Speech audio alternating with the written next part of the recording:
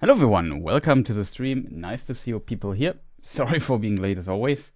And yeah, surprise! Today is a surprise LotR Q&A stream. Couldn't make it on Sunday, unfortunately.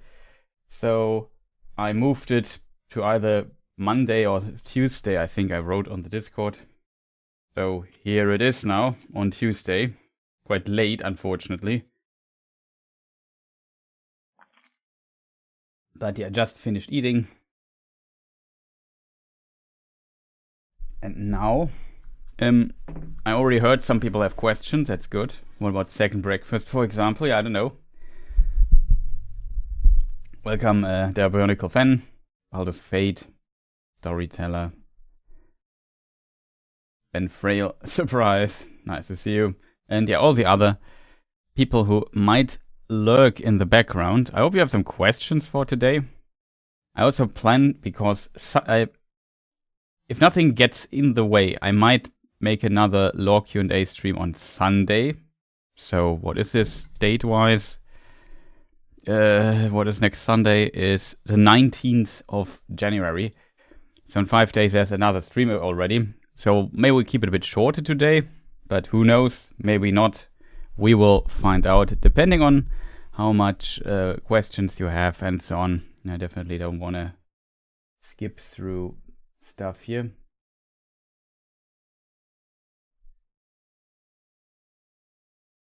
So let me see, how do I do this here, chat? Just have to...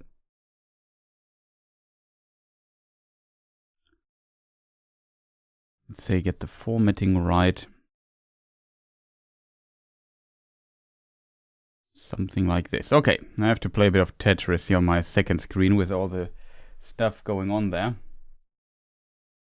And I will also plan on capturing the chat as we always did. Of course, I did not prepare that.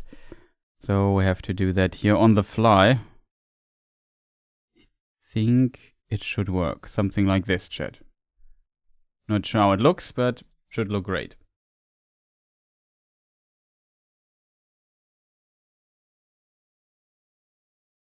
Okay, that I think works. Maybe we can move it here to the left.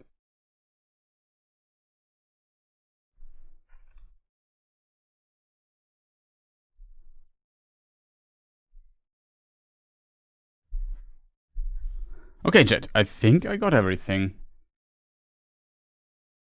I'm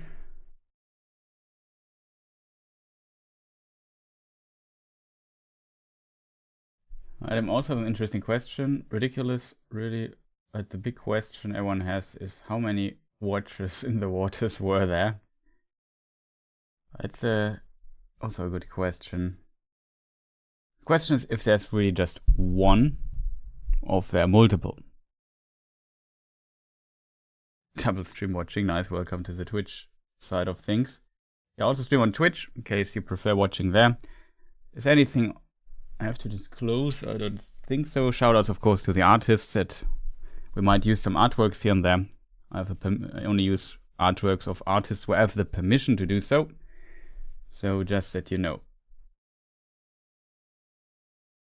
I have seen War of the Rohirrim. I even have a review up for the film.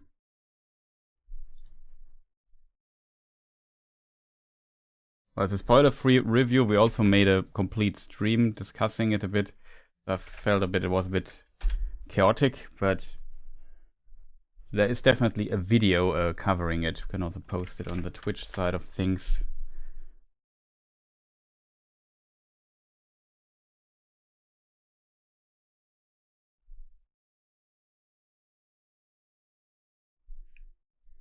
I'll have to look into this, the Bionicle Fan. So where do we start? Also the question, did you accidentally start the German Twitch? Yes, I did. I forgot to switch the profile in OBS and then click on stream and it streamed to the German channel, not to the YouTube channel. Yeah, I was wondering why is no image coming here? Oh, I forgot to switch the profile. So yeah, for a moment the German Twitch was online, unfortunately.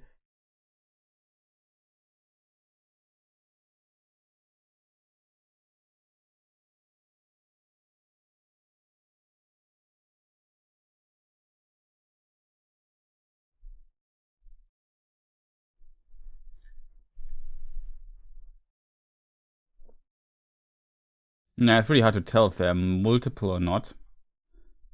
I wouldn't say it's very lore inaccurate, to be honest, simply because I think, don't really know if there's just one or multiple. I think there's no real information on this.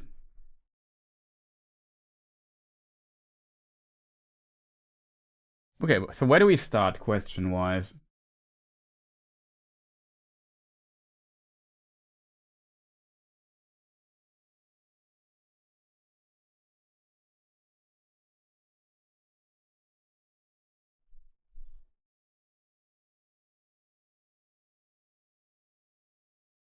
Could start with a Frodo question. We talk about the actors for a moment because I think that's faster. How do you feel about them possibly? How do you feel about them possibly de-aging all those kind of old actors for the new films? Now, I'm not sure if this is worth it, because I feel like de-aging, at least in my head, is very expensive to do if you want to do and want to have it look good. And you also add a lot of uncanny stuff to it. So, and also some actors are already dead. That's also kind of the truth. Like King Theoden is not there. It's not, unfortunately, not available anymore. Same with the actor of Bilbo and so on. So some have already passed. Christopher Lee is not available anymore. So even de-aging won't solve the problem there. They have to, if they want those characters in new films, they have to recast them in some way or make them, I don't know, CGI or whatever. But I think that would be stupid. The problem is a bit, I feel like, that when it comes to the films, that the fandom is often a bit on the more conservative side. But yeah, part of the reality is that at some point you need to recast people. That is just, if you want to have new films. Like the alternative is we never get new films again, and this is basically the status quo, the Peter Jackson trilogy from the early 2000s, and it will never change. But to be honest, at some point they will make or want to make new films, and I don't mind them making new films, because in these times, well, Tolkien is also not available anymore, and he's not releasing new books or so. So it's actually, for an old fandom like the Tolkien fandom, a good thing if people still care enough about it that people come and, I don't know, bring a bit of fresh air into the universe, into the fandom, and create something. Like, I started reading the books with the Peter Jackson films. Like that, when I saw them, I got more interested in the Tolkien universe. And as a result, I definitely got drawn into it deeper and deeper. But it was definitely the starting point for me going into this particular fandom. Of course, the Peter Jackson trilogy is by a lot of people considered really good. The Lord of the Rings trilogy, and that helps. But you can't always, especially if we see this in other franchises as well, that they're not always able to, like Star Wars, for example, they're not always good at delivering. You know, at some point you might release a stinker. The idea that every film or thing you released is absolutely fantastic and legendary is just absurd. Like, of course, that's not how it's been. It's always excellence is always the exception in filmmaking. How many, I don't know, even though there are also some decent direct-to-DVD productions are there, or some other films that maybe were kind of entertaining, but nobody will talk about them ever again, basically, because they are absolutely, I don't know, fallen out of their time or are not interesting and so on. So in this regard, I think it's important that they at least try and make new films. It's, in my opinion, a bit concerning that the last few attempts were all not successful. Well, not really. Like the TV show, it's hard to evaluate how successful the TV show was at the end. It's really hard, in my opinion, to evaluate that, simply because like if it can't be that successful, else Amazon would what do you call it, boast more with the numbers.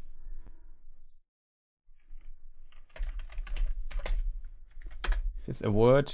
Yeah, to boast, I think. More with the numbers. You know, they don't do this. They say, yeah, this many hours, and then don't ask. No questions asked here. Don't ask too many questions about these numbers. And then, you know, tells me a bit that potentially they're not as happy with the numbers to say, yeah, this was record breaking. There were maybe some records because there was a huge initial interest. But yeah, War of the Rohirrim also flopped, even though I think it's a decent film. It's okay. It's not the best film ever. It's not a masterpiece, but yeah, it's okay. It has some law inaccuracies. I can't say the word. Law inaccuracies. Whatever. It's not in all aspects law accurate. It's easier to say. And this, but it's, for the most part, it's exactly the story as it is told in the book, with some changes here and there.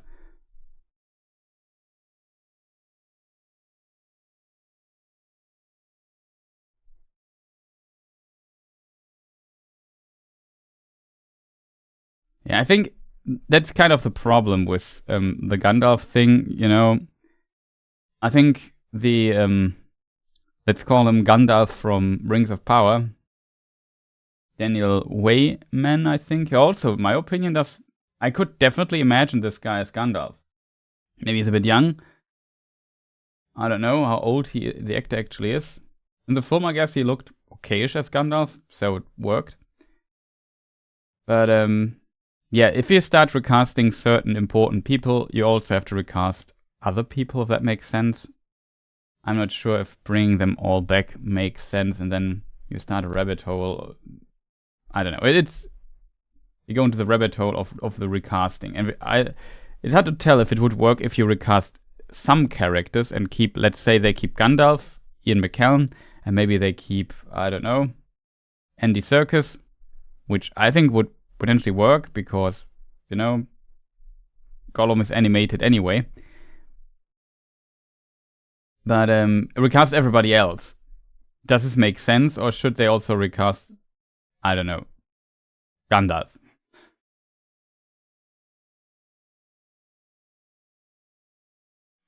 William Dafoe.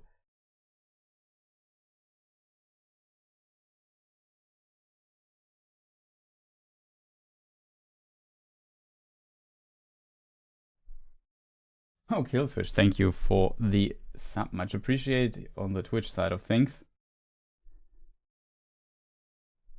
Much appreciated, thank you for your support. Hope you have a fantastic day and can stay a while and listen. Or even have a question or something.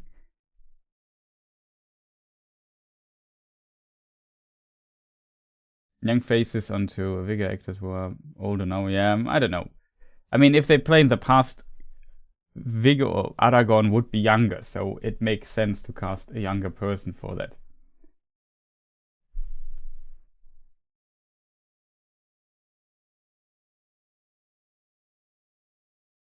Viggo would be 67 for none for the Gollum. They presume want Viggo Mortensen, Ian McKellen, and Hugo Weaving. Interesting. I have not looked into news for this film in particular. Like, I don't know. It comes. Hunt for the Ring comes out next year, right? Or is at least planned to be out next year.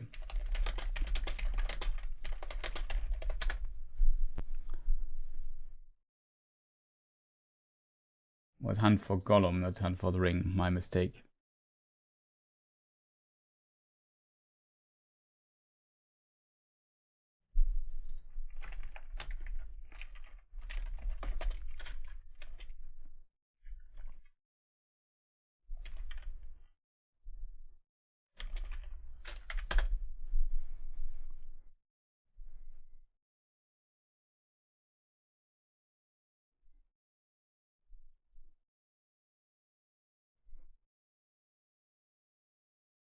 Yeah, it's 2026. I'm just looking it up.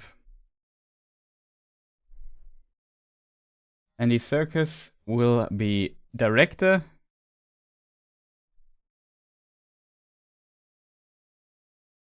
Was even second unit director under for the Hobbit films, and also executive producer, and of course he plays Gollum. Peter Jackson will be producer. Fran Welch, the wife of Peter Jackson, will be also producer and writer. Philippa Boyens, also producer, writer. Bibi Gittins, she also worked on War of the Rohirrim. I think she was also a writer, I'm not sure. Artie, I'm not sure how the name is pronounced. Papa Giorgio, I think. Also, so the writers from War of the Rohirrim, which I think is not bad, to be honest, because I think the writing of Rohirrim was mostly okay. My worry is, again, that like War of the Rohirrim's biggest problem was definitely the writing of Wolf. Wolf was unfortunately not a very interesting character, or not a very understandable character. And he was the antagonist, and he didn't work as well. I'm a bit worried that they might struggle writing the antagonist again. On the other side, I don't know. With Fran Welch and Philippa Boyens and so on, I don't know. It's really hard to tell what will come out of this.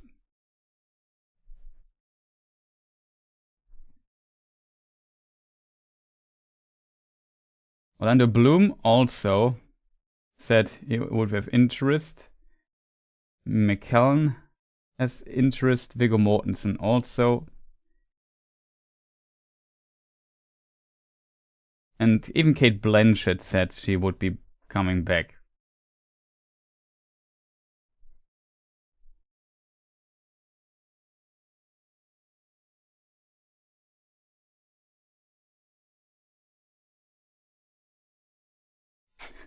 A splatter scene where he eats the babies. I hope not, to be honest.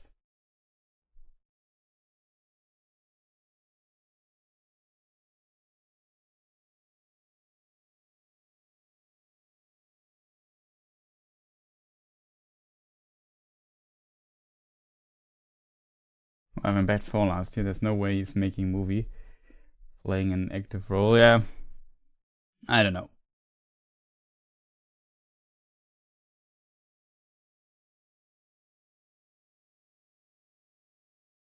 She might end up being the star.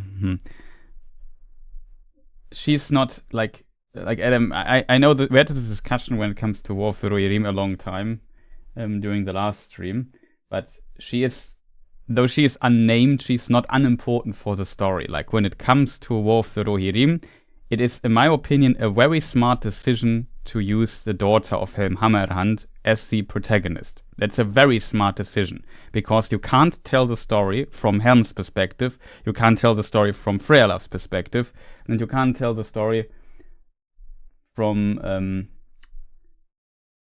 what's his name?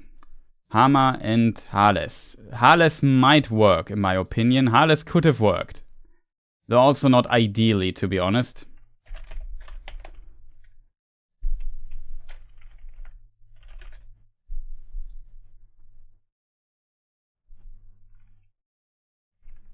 I think I always confuse Hama and Hales, to be honest. No, Hama's perspective. Hales would not work, Hama would work. Sorry, I got it the wrong way around. Hama would work.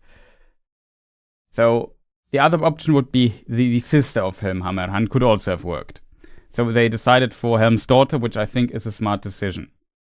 I think the decision, some people complain always about that Hera looks smarter than the other people in the story. The problem is all the other people in this story of Helm Hammerhand are stupid. We have to think about what Helm Hammerhand did. Like if the others are not smart, like in the original story, Helm does not act smart. He's an idiot, to be honest. He's strong and he's metal, but he's also stupid. He's not very smart. And as a result, he almost kills off the people of Rohan. It's that's kind of simple. The only person that potentially is kind of smart might be Frealaf, and he's also smart in the story of the film. So all the other people, not that smart. So of course, it's easy for Hera to shine when all the others don't act very smart. You can also indirectly conclude that even the other lords around Helm Hammerhand were also not that smart. That's basically it. Yeah, but how do you tell, Adam, how do you tell the story then when, short spoiler warning. How do you tell the story then when Helm is dead? How? What are we going to do? You can't kill the protagonist and then the film goes on for half an hour. No, that's not working. Or for an hour. I'm not sure when Helm dies actually. Same with Frealaf. Like, the interesting part of the story is the siege of the Hornburg. But the problem is, Frealaf is not at the Hornburg. Actually, in the original story, Frealaf does not go to the Hornburg. He goes to Edoras and kills Wulf there. And then Rohan appears, and then they beat up the Dunelandings at the Hornburg. It would not work if you tell the story like that. Like, what am I going to do all the time in the other? You need a character that is in Edoras and goes to the Hornburg. You need a character that has this perspective. It becomes a ring race, of course.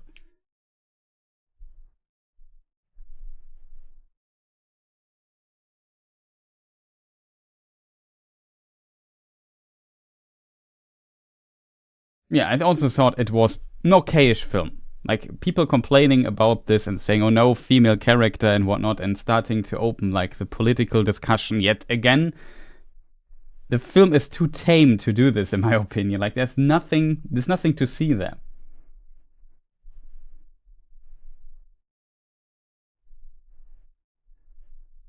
I also respect other people's opinion, but the problem is I read this complaint a lot that the options would be there, but I simply can't see this working. Especially Helm Hammerhand is such a flawed character.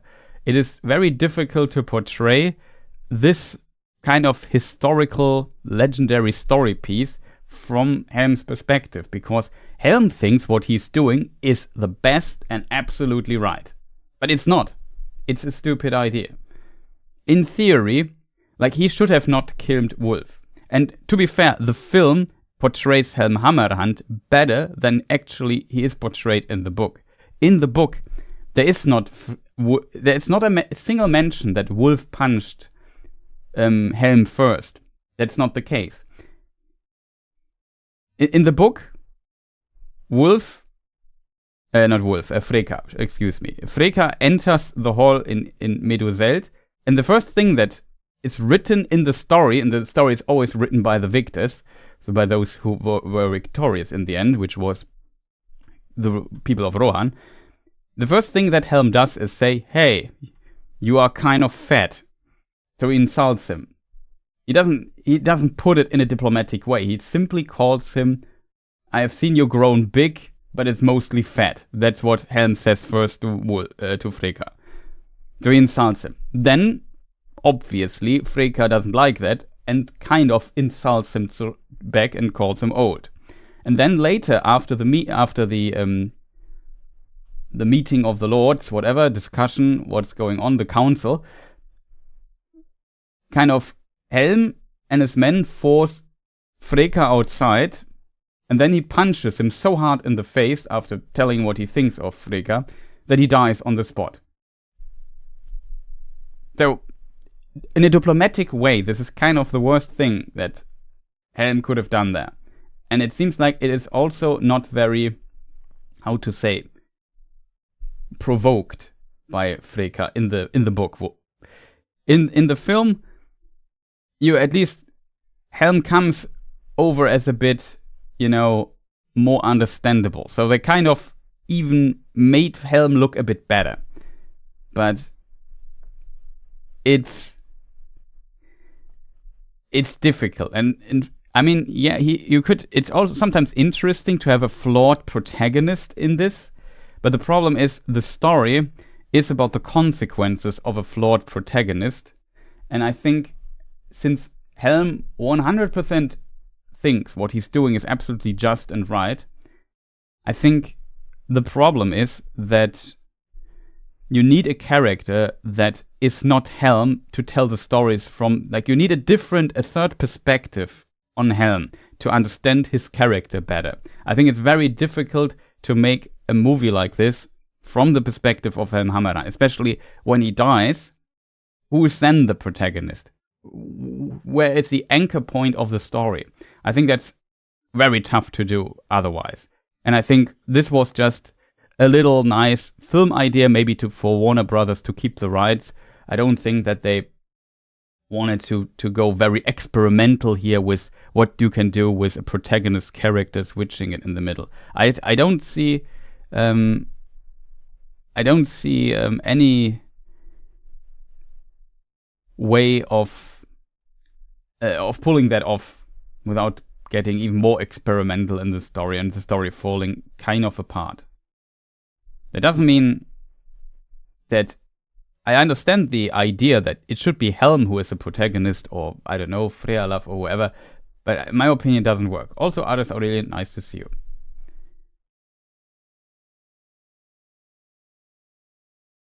Yeah, I find it an interesting film. I liked it enough. I like it more than Five Armies of the last Hobbit film, to be honest.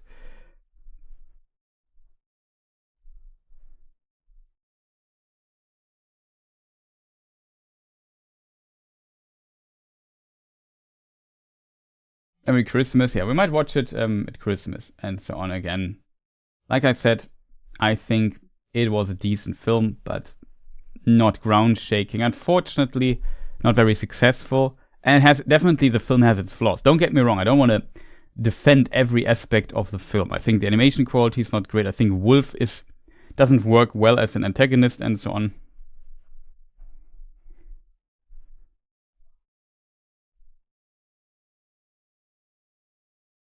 Okay, so we have some questions. Sorry for talking so long about War of the Rohirrim, but I think it's always an interesting topic because it's still kind of in the minds of people. The film just came out recently. Unfortunately, I think it cost 30 million and it made like 20 million back in box office. So maybe they are able with DVD, Blu-ray streaming service sales or whatever to get the investment back or so. But I think they were hoping for a larger success there. We will see how Hunt for Gollum will be. Like I said, I think they should start recasting the people and get, so to say, younger people for the cast, simply because you have to, how to say, chat?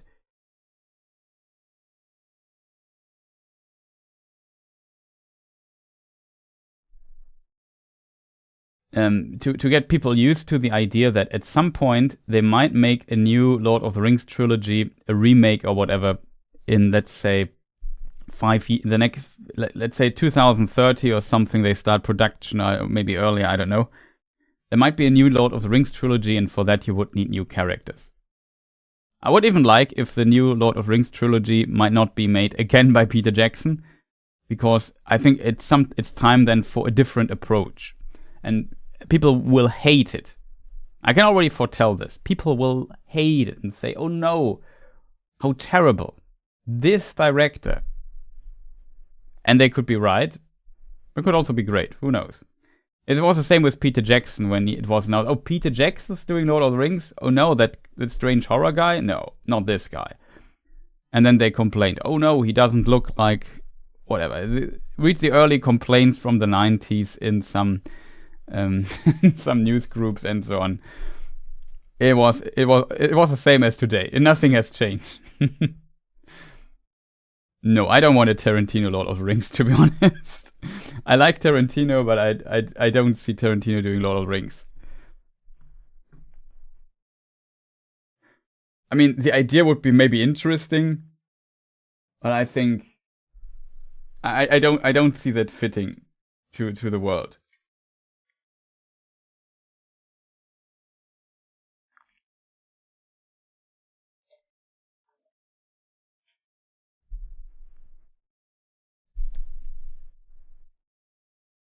Yeah, Villeneuve or Nolan. Nolan, Lord of the Rings would also be very strange. I don't see that Nolan would be. It's one of my maybe my favorite living director, current alive. Yeah, I always said this. My favorite director that is currently still alive and active is potentially Christopher Nolan. But I don't see. I would like to make. I could see Nolan making a Star Wars film or something. I would like to see that, to be honest, but I don't see him doing Lord of the Rings. Villeneuve, I could imagine, but I would also... I'm not sure if that would be his style, but I could... It would be good. No, Uwe Boll should definitely not make it.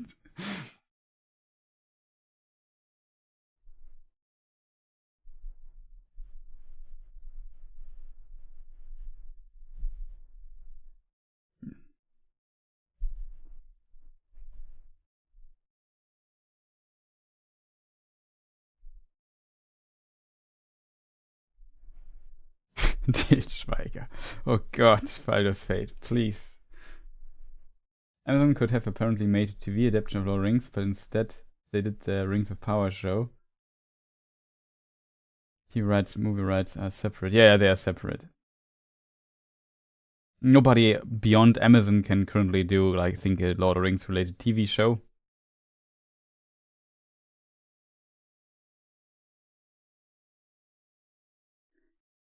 Half the Apostles. Oh god.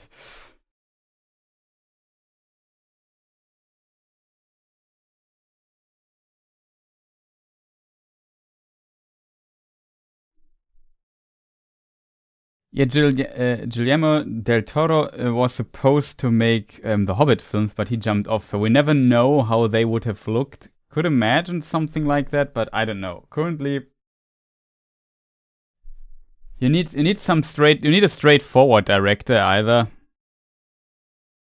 or you need a director who is willing. Like Peter Jackson was not completely willing to leave his past behind, but a lot of it kind of. When it comes to his style.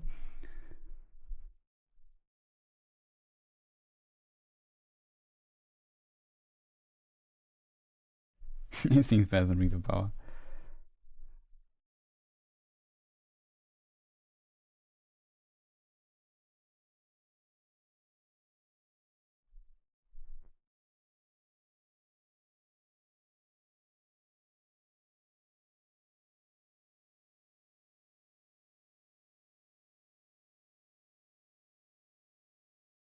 Like I said at the beginning, like there's always room for failure if you make a film.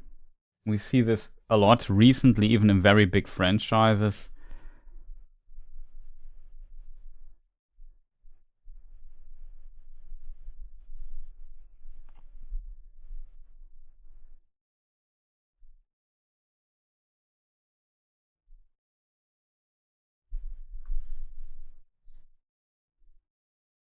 Like we're so far away from actual lore questions.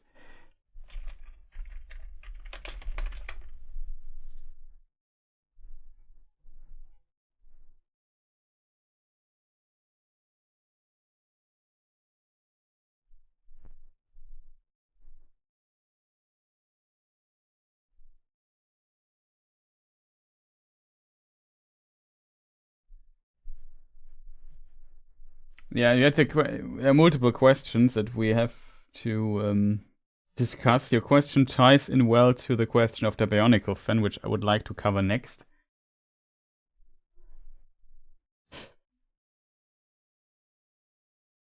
He already repeated it one time.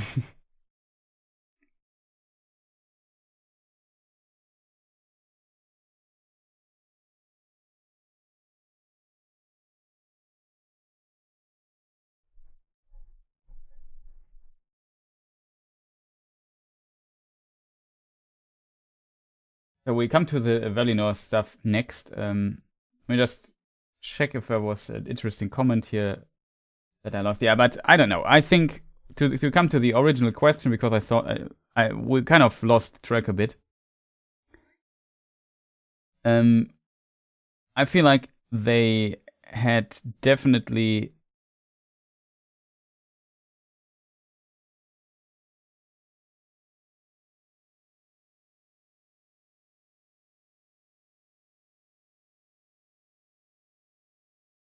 what was I want to say? Yeah, I think they should recast, to be honest. But I think currently they try because, like I said, the Tolkien fandom is, in my opinion, sometimes a bit conservative when it comes to things, especially changes and so on. Like, Tolkien fans usually don't like when things change at all. They have a certain idea how stuff has to look, and it has to look that way. If not, that is the end of the world. Oh, I did a mistake here, chat. I have to do it like this. Maybe so. Whatever.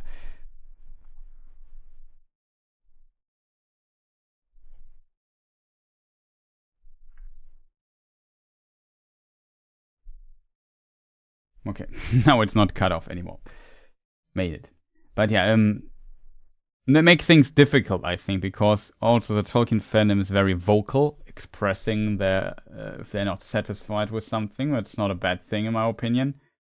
But sometimes I wish people would be a little bit more, forgiving when it comes to this, or give stuff a chance. Hard to tell. Yeah, Tolkien fans are very change-averse on average, definitely. I mean, it makes sense because it's a very old franchise, and it is over decades established how things are. There are Tolkien scholars who know, who kind of explore the lore in different ways and publish books about it and so on. And the result, it is of course very complex, all the lore stuff, but on the other side, it's also,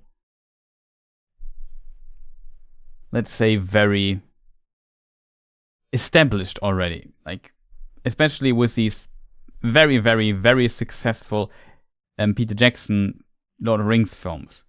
In a way, it's kind of a boon and a blessing. No, is it a boon and blessing? No, it's curse. I don't know. It's kind of good and bad at the same time.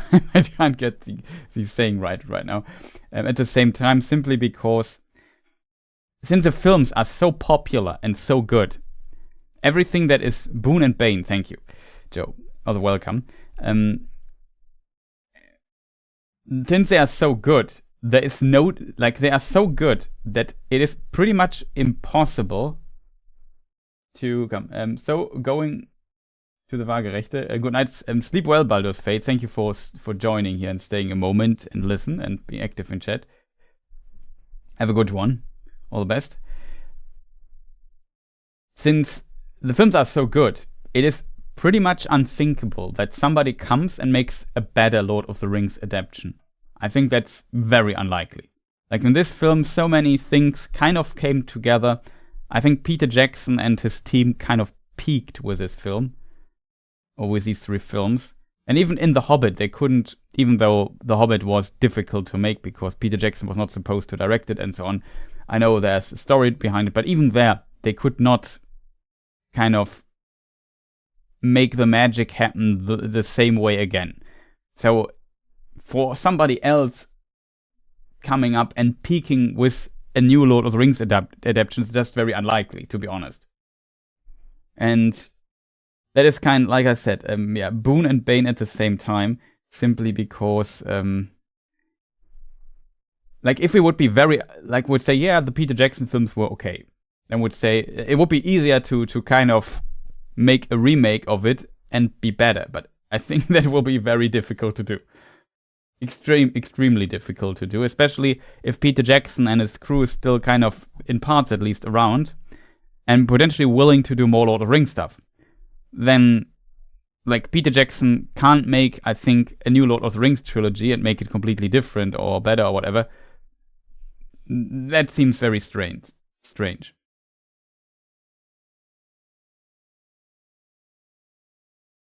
So, yeah, I think that was like a magic moment in film that happened there. And as such, it was, or they were able to kind of make it so great. And that's setting the bar just so high that expectations are through the roof always. And impossible to get through. I think that's definitely a big problem.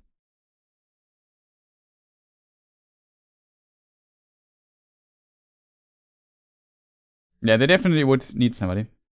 Lore question now. Okay. But I think it's an interesting topic to discuss how a remake trilogy might look. I think it will be controversial, and a lot of people will be disappointed, especially the fans of old, because the task is in of itself almost impossible.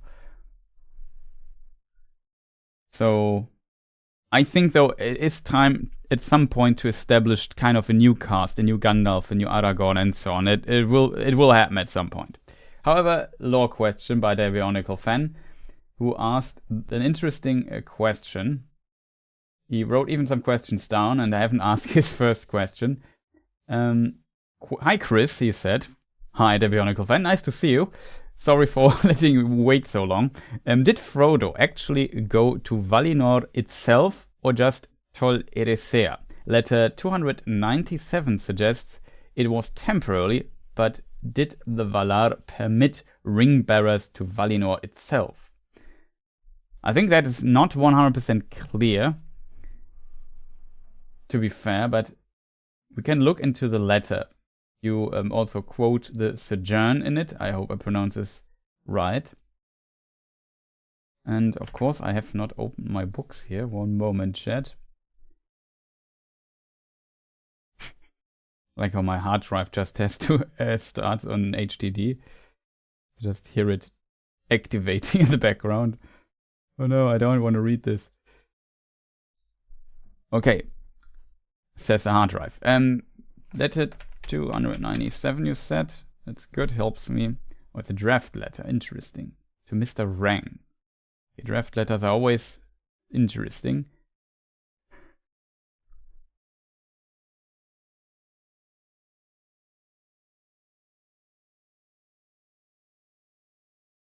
In 1967.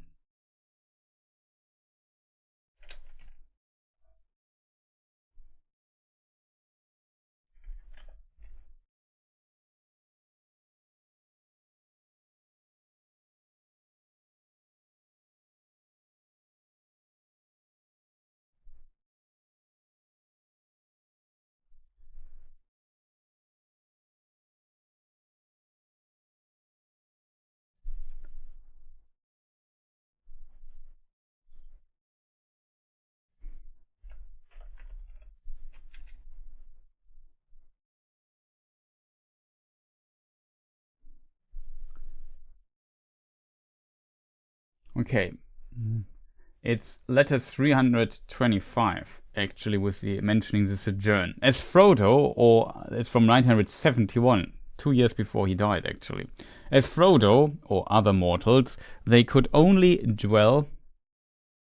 Okay, let's start the sentence before. I think it's maybe important. The angelic immortals incarnate only at their own will. The Valar, or regents under God, and others of the same order but less power and majesty, such as Olorin, Gandalf, needed to transport unless they for a time remained incarnate, and they could, if allowed, commanded return. This kind of goes in the direction that they can teleport if they kind of undo their incarnate form, but yeah, whatever. As for Frodo or other mortals, they could only dwell in Aman for a limited time, whether brief or long. The Valar had neither the power nor the right to confer immortality upon them. Their sojourn was a purgatory, but one of peace and healing, and they would eventually pass away, die at their own desire and of free will, to destinations of which the elves knew nothing. So that's kind of what this purgatory means. They have to die at some point anyway, and even though they can kind of do this on their own will, basically, they're passing, because due to the healing and the peace in Aman, Valinor is a part of Aman, the western part, west of the Pelori Mountains, is called Valinor. They could they would die eventually still, and to destinations which the elves knew nothing. So basically the gift of men, this concept Tolkien mentioned in his writings, and it is death basically, and mortals like men die, and God, Ilúvatar, has a place for them where they go then, but nobody besides God knows where it is. Not the elves know this, and not even the Valar know exactly about what is going on there. And he has also explained that the Valar had not the power to grant immortality. That's also a very important detail here. So if we go to the other letter, because I assume in the other letter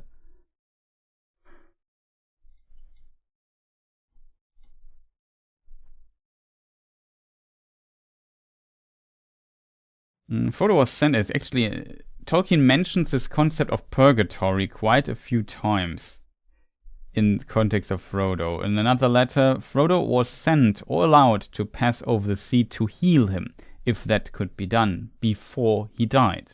He would have eventually to pass away. No mortal could or can abide forever on earth or within time. So he went both to a purgatory and to a ward for a while, a period of reflection and peace, and a gaining of a truer understanding of his position in littleness and in greatness, spent still in time amid the natural beauty of Arda unmarred, the earth unspoiled by evil. It was letter 246. Let me scroll down all the way. Yeah, we come to this part of the question as well. I just found this interesting to understand what does Tolkien potentially mean with purgatory, because you mentioned this as a additional context for your question.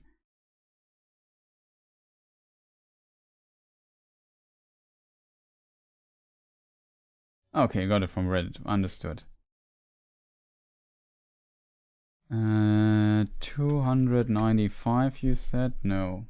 Maybe I got the number wrong. Let me just scroll up again. 97, not 95. My mistake, chat. That's the letter Mr. Rang. Let's see if Frodo is even mentioned there. Maybe somebody mixed the letter number up, and yeah, potentially.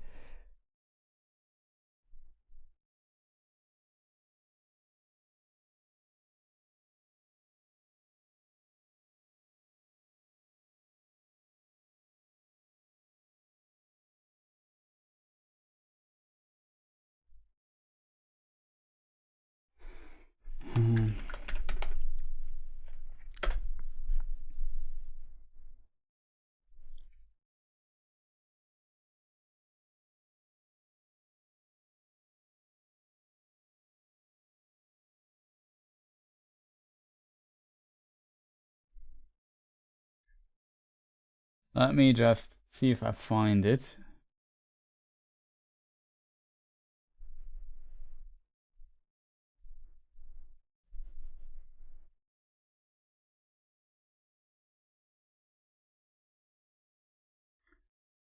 Okay, there's another letter. What letter might this be, chat? Oh, it's a long letter. Looks like... yeah, it's a Milton Waldman letter. Okay, that's interesting. The extended letter. Let me just see what we can find out here. But Frodo cannot be healed. For the preservation of the Shire, he has sacrificed himself, even in health, and has no heart to enjoy it. Sam has to choose between love of master and of wife. In the end, he goes with Frodo on a last journey. At night, in the woods where Sam first met elves on the outward journey, they meet the Twilight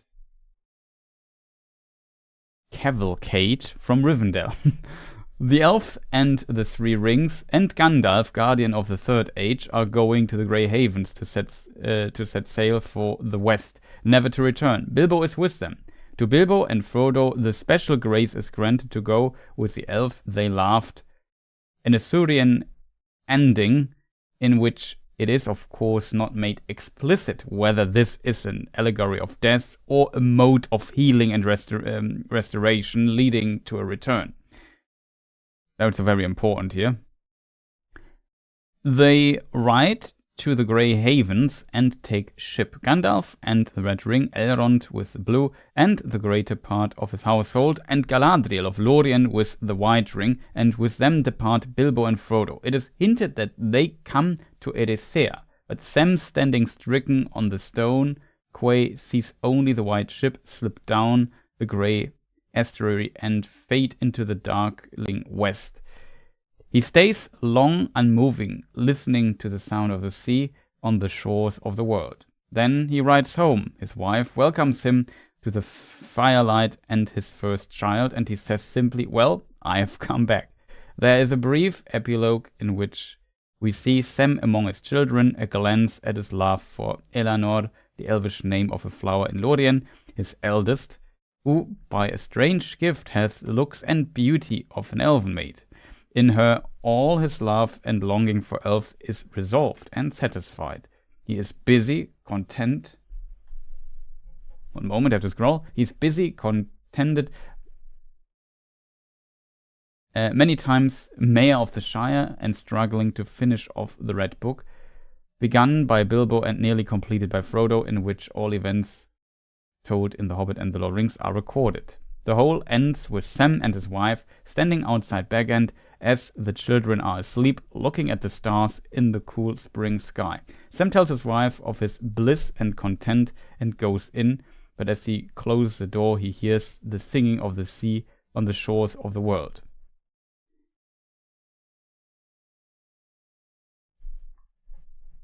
That's how Tolkien describes it. So here he mentions the part of it. It is hinted that they come to Erisea in this particular letter. God, I have to scroll. Shout out to this channel. I mean, I was already reading Unfinished Tales.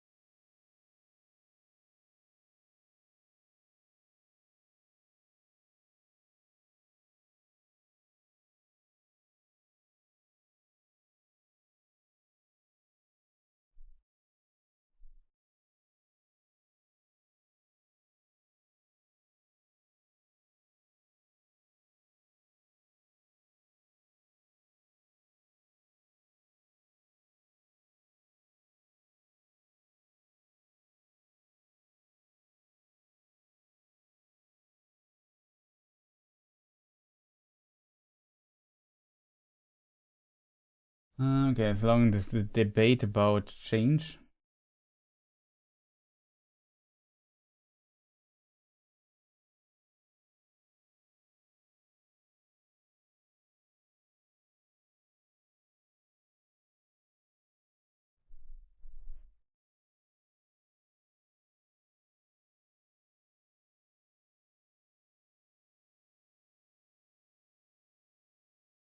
Okay, we have to further explore the question. I need to find out.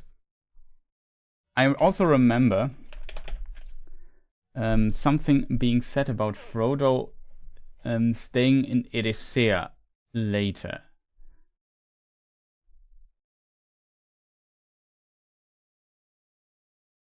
What is the quote? Source for this letter is 246. 46.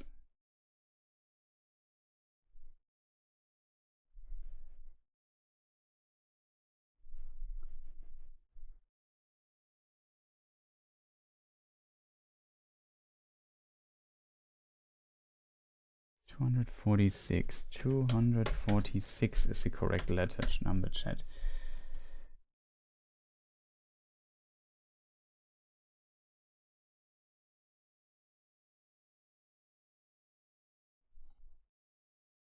That's a very interesting letter, by the way. Just now seeing it. It's a letter to Mrs. Eileen Elgar. It's a draft letter. 1963.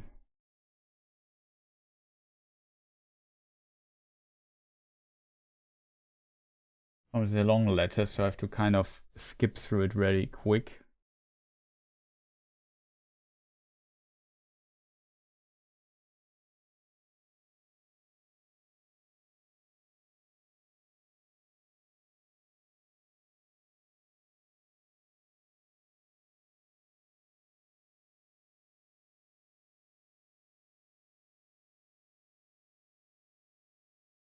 Question about the two blue wizards. We always get questions about the blue wizards. Feel free to just ask, or just, but before you post your question, copy it and post it again. We're currently in the middle of discussing a different question, and it's not that easy to answer.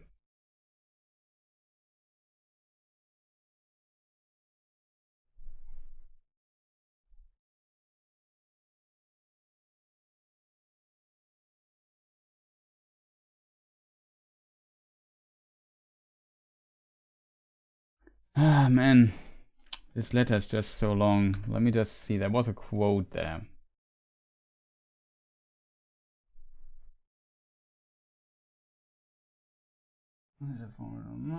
Gaining truer understanding of his position. They quote here. Maybe that's the line I need to search for.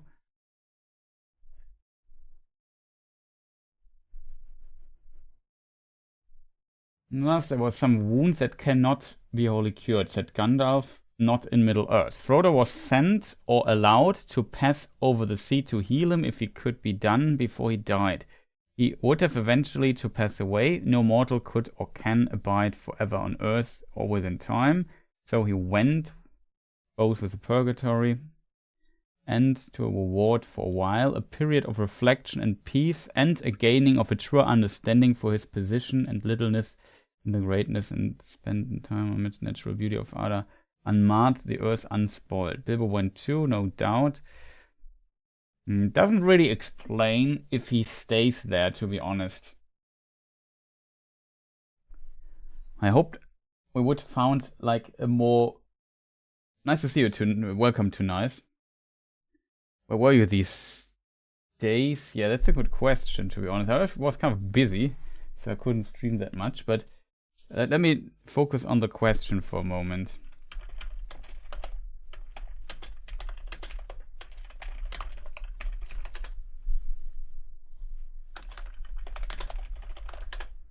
I have to really look deeper into something.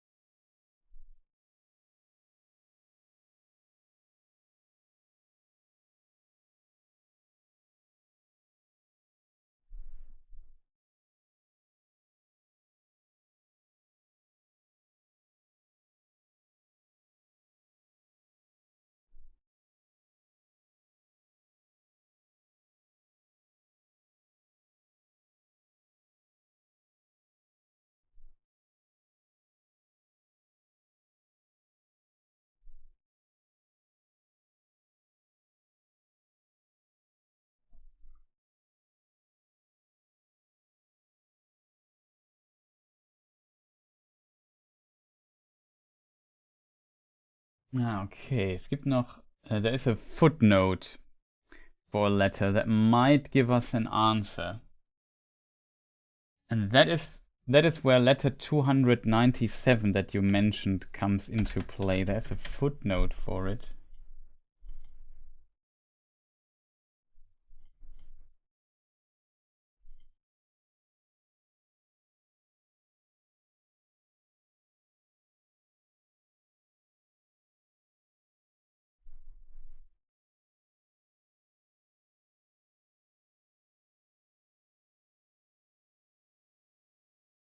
The question is which footnote it is.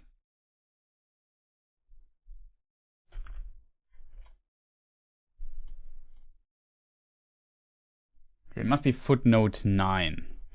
Let's see if this kind of works. In the time of her lament in Lorien, she believed, it's about Galadriel, this to be perennial, as long as earth endured. Hence she concludes her lament with a wish or prayer that Frodo may, as a special grace, be granted a purgatorial,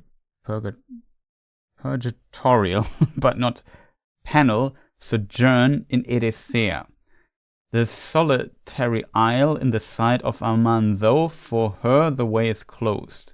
The land of Aman, after the downfall of Numenor, was no longer in physical existence within the circles of the world. Her prayer was granted, but also a personal ban was lifted in reward for her service against Sauron, and, above all, for her rejection of the temptation to take the ring when offered to her. So at the end, we see her taking ship. That is letter 279. I think it's not 100% clear if he stays. Tolkien never says he leaves this island, to be honest, and this here gives us, I think, a better, because the special grace granted a purgatorial, but not penal, so it's not a penalty, sojourn in Erisea. You still wonder, why does Tolkien call it a sojourn? And I think that is, I'm not even sure if it's pronounced, it sounds not permanental. And I think the reason, to answer your question, and this was my initial idea as well, that's why I read so many texts about the purgatory, for the further understanding this context or exploring this context here. I think what it means is, with sojourn, he won't live there forever on this island. It does not imply that he goes to Aman then after a while. It implies he will die at some point and then leave the world forever, so to say. Sojourn. Okay, I think that's how it's pronounced. So, Rings of Power season marathon. Outro Max. So, it's already so late. I think I have to go. No. Yeah, currently no marathon is planned for Rings of Power season 2. Though I have to say I liked it more than season 1. It's more likely to rewatch season 2 for me than it is to rewatch season 1.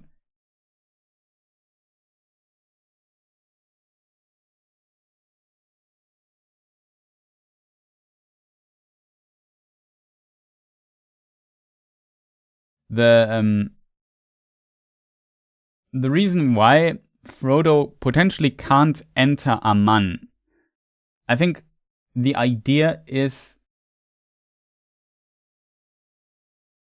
that is true, but I think in the context of a purgatory, like it's a purgatorial stay for him, whatever that means. But I think what it means is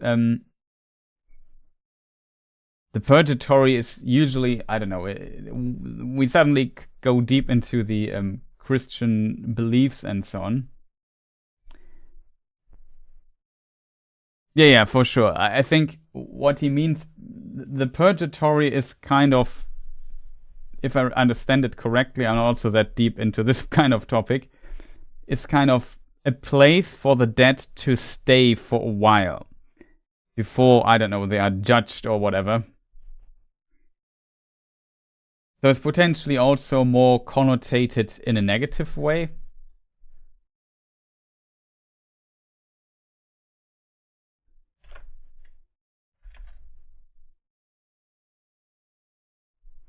Let me just check if I understand this.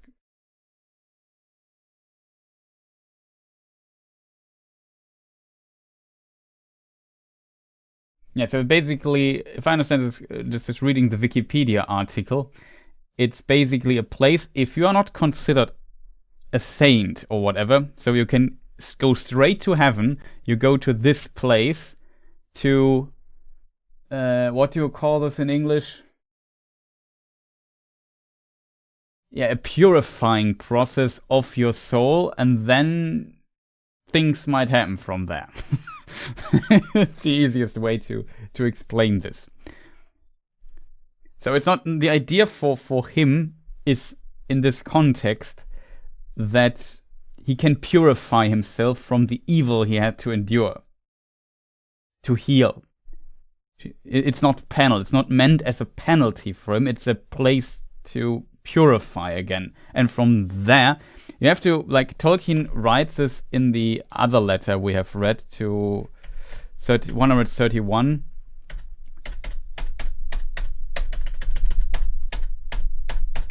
Sorry for hammering. It turns out the number 231 appears very often in this book.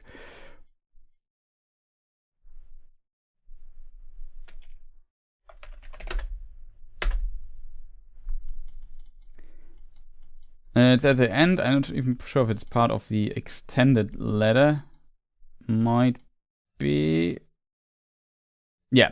To Bilbo and Frodo, the special grace is granted to go with the elves they loved. An Arthurian ending in which it is, of course, not made explicit whether this is an allegory of death or a mode of healing and restoration leading to a return. This is very important to understand, I think, this particular phrasing that Tolkien is using there when he talks about a sojourn and a purgatory. Because Tolkien, you could say, when Frodo leaves Middle-earth, from Sam's perspective, we will not never, but for quite some time, you could say not see Frodo again. It's like Frodo dies. He goes to the paradise, to heaven or whatever you call it, or as Tolkien calls it, to some kind of purgatory. And that's exactly what Tolkien means here when he says at the end, Bilbo have a special grace granted to them to go to Aman. And he says an Arthurian ending in which it is, of course, not made explicit whether it is an allegory for death, so for them actually dying, or a mode of healing and restoration leading to return. So it's very, I think, important to understand what Tolkien means here with sojourn. So from my understanding is, from a physical law perspective, Frodo stays on Tol Eressëa. The reason for that is that it's kind of compromise. Because Tol Eressëa is not part of Aman, but kind of not. It's before Aman. It's an island. It's a small way. We can show it on for people wondering where is this place. Also because it's a complicated topic. Well, I don't have a good thing here. Let's take this map for the time being. So this is the West Continent Aman during the First Age, all the years of the trees, bows, and so on. This little island in front of the West Continent Aman is Tol Eressëa. And this is where Frodo goes. But it's not originally part of Aman. It's kind of an adopted little island for Aman, if that makes sense. And this is kind of a compromise because men are banned from entering Aman. Men are not allowed to enter the West Continent. The mortal is the land of the undying. It's the undying lands. And it's named so not because the lands make you undying necessarily, but it's so because the inhabitants are undying, as Tolkien expresses in a different letter. And the ban of men, it's actually a good question, chat. That's actually an interesting topic for a lore video. Why are men banned from there? I think the answer would also go too much into a theological idea.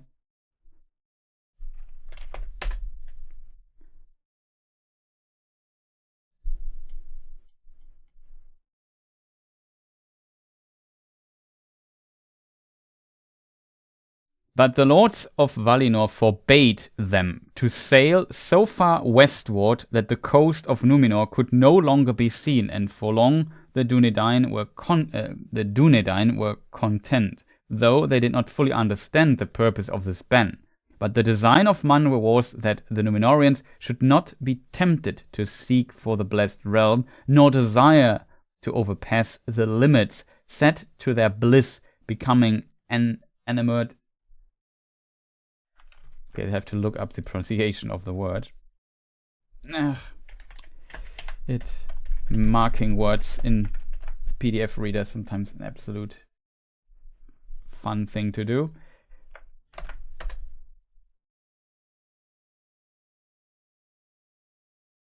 Okay, that's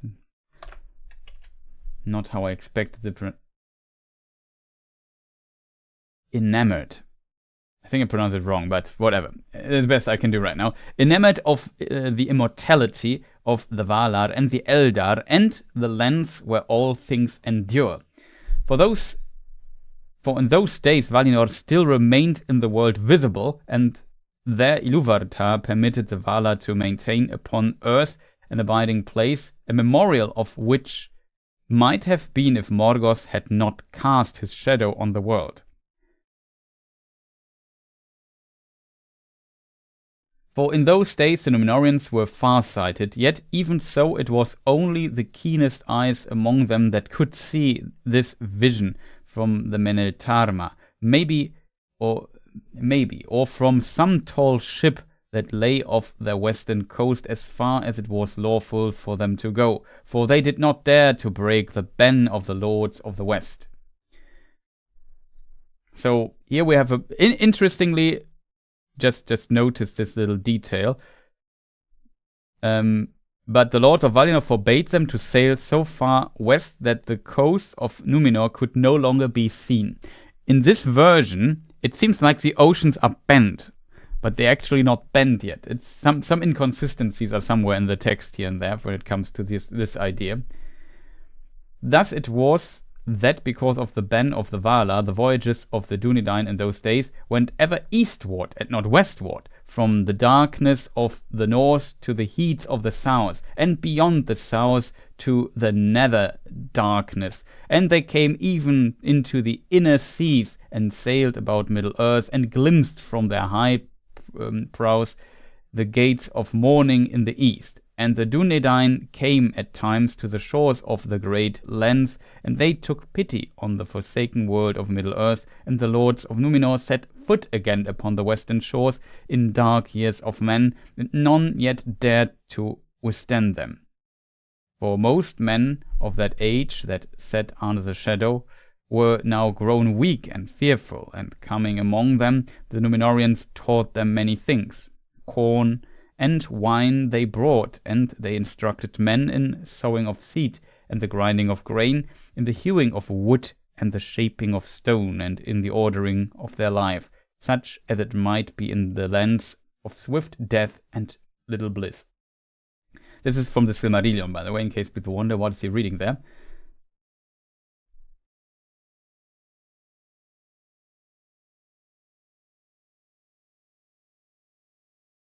And the Númenóreans began to murmur, at first in their hearts, and then in open words, against the doom of men, and most of all against the ban which forbade them to sail into the west. So the ban is a topic in the Akalabes, in the downfall of Númenor story, quite a bit. So, yeah, just to make it clear that this is nothing I make up here. So this is the island, and the island originally, in its creation, as you see it on the screen, is a bit complicated.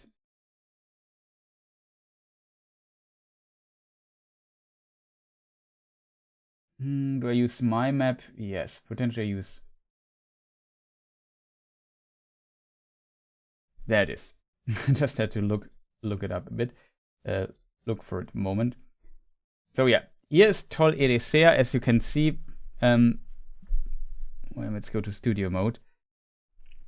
Here we have the Enchanted Isles, they block the things off, and here we have Tol Eressëa. And this is where Frodo has to live, because Aman is not, they're not allowed to enter Aman. And I think, in a strange way, Tol Eressëa is kind of a compromise. You say, well, it is Aman, but technically it's not. And that is why Frodo can go there without, in my opinion, it's my interpretation, without kind of compromising or avoiding or ignoring this ban for men to enter Aman. Valinor is this part here, west of the Pelori Mountains, just in case people wonder, because sometimes people call all Aman Valinor, but technically Valinor is only this part here on the west of Aman, beyond these mountains. But when it comes to the Ben, it's actually about Aman, not explicitly only about Valinor, just for it.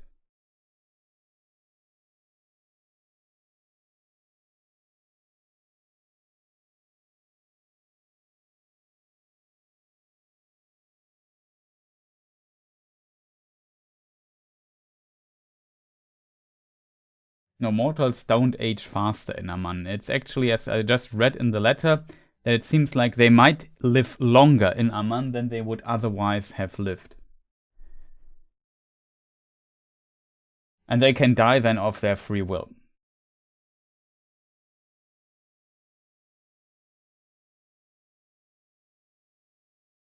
Yeah, Adam, I agree. It would be kind of a strange thing.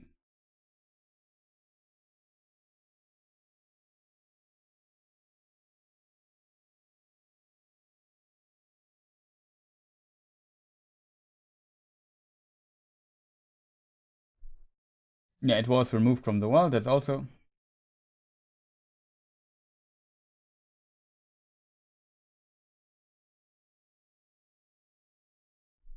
It's a bit... I mean, you might not be wrong, the Bionicle fan. He wrote, I got this idea, perhaps falsely, that ring bearers had some special permit to go to Aman, not just Eressëa. It might be true.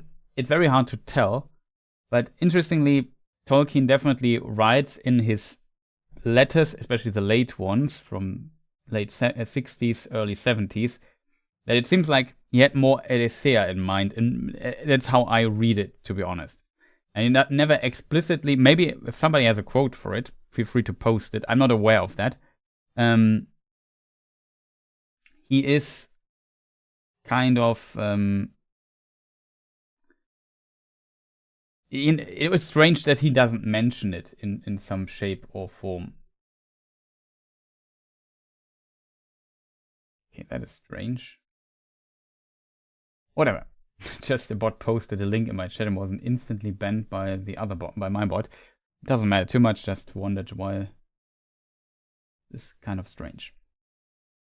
But yeah, you might though be wrong. It's kind of my interpretation of Tolkien's words here. So here it comes definitely down to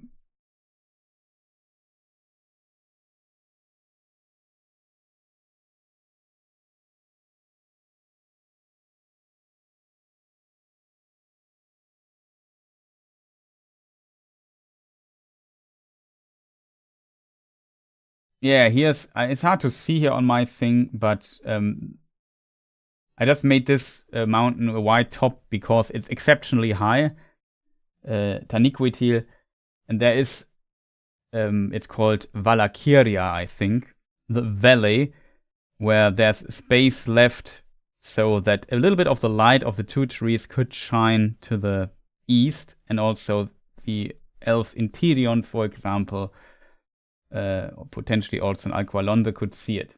So yes. But this is supposed to be the snowy top of Taniquetil, where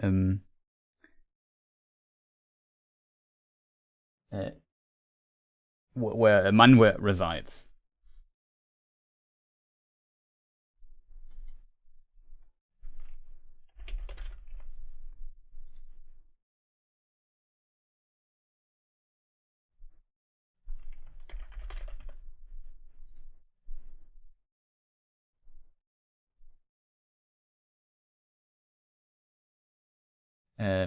Ilmarin is the name. Just it's a bit hard to read here. I wasn't sure. What's it? Was it no Ilmare? I just thought was it Ilmare or was it Ilmarin? It's Ilmarin.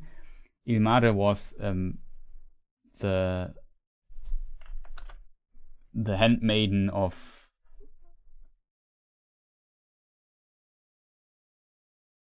the handmaiden of Varda. She was with Eon were potentially the leader of the Maya, like a Maya leader of the Maya.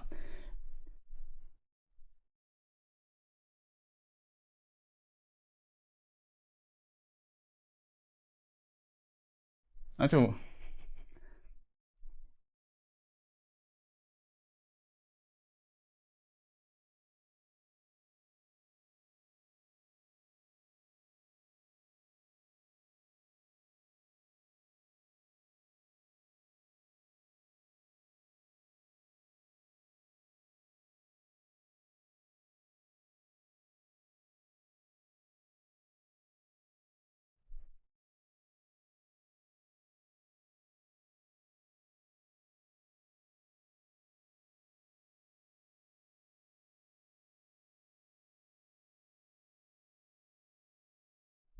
And was also a question about, I know I get it, there was a question about the position of this place here. Yeah, Numenor was sunk into the ocean, and then Aman was basically where it was before the oceans were bent, so I guess up in the sky somewhere. But it was not only up flying in a physical way, it was actually removed from the physical world and kind of, I assume, became part of the unseen in this way.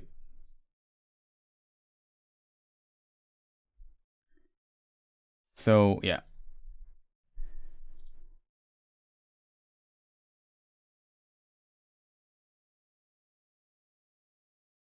You then go, you need the so-called straight road to get there. It's basically leaving the boundaries of the world, going into the unseen.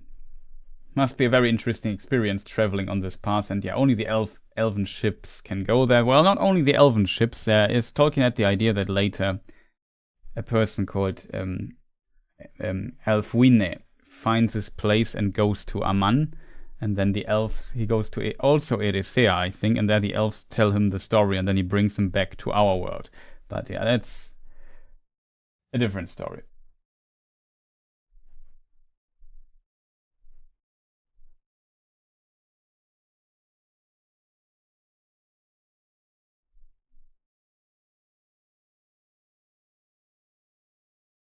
But yeah, I'm not sure that Bionicle fan if this really answers your question. I hope it does, but it's a complicated topic. Thankfully, my other question was nowhere near as complicated. Yeah, I mean, you can answer every question in a very complicated way, the Bionicle fan. So in this regard, also Toby, I would love if you would, like, most of the messages in chat are from you. Could you maybe combine them in one longer message so we don't the chat becomes a bit hard to read for me otherwise. Like, instead of making 5 posts, try to just make 1.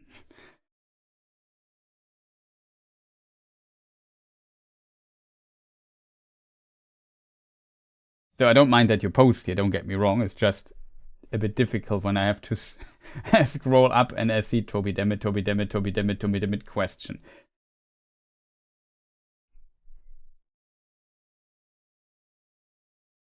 Bewait also had a question posted some time ago.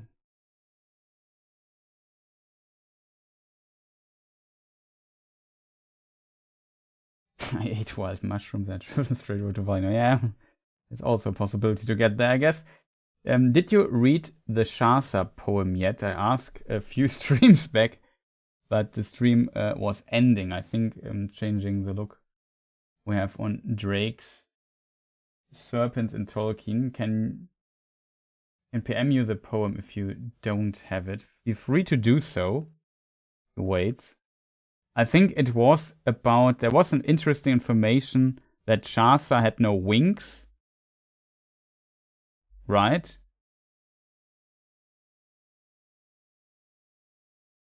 I just have briefly looked into it, to be honest.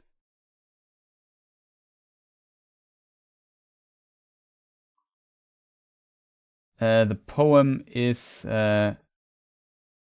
recently, I have not gotten it yet, to be honest. Recently, there is there came out a new book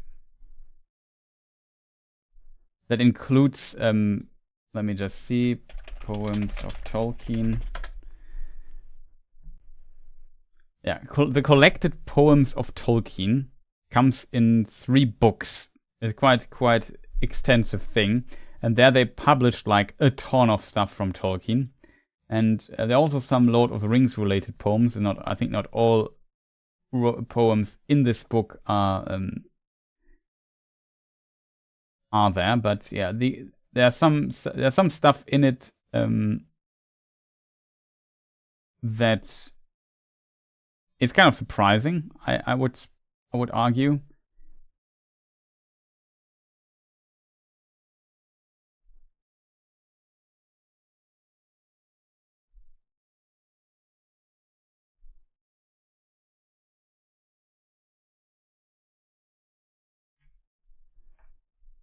Oh, thank you for sending it to me.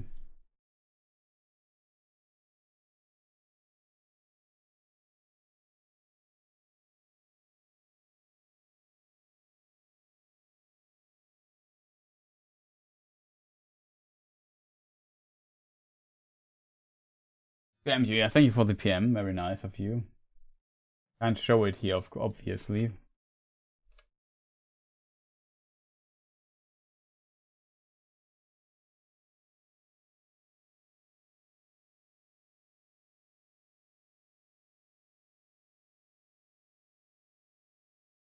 It was made by the dwarves and came from the Lord of Chaucer, the Worm. And it seems like Tolkien started writing a poem then about Chaucer. Having written this change to Lord of the Rings and entered it on a galley proof, Tolkien was inspired to compose a short poem about Chaucer, whose name derives from Old English Ceartha, injurer, enemy, robber. Immediately below this note is a text transcribed here as A above the word Chaucer the Worm, but not clear if it's written by Tolkien as the title of it. Okay. Some have great wings like wind, some have fire and fierce.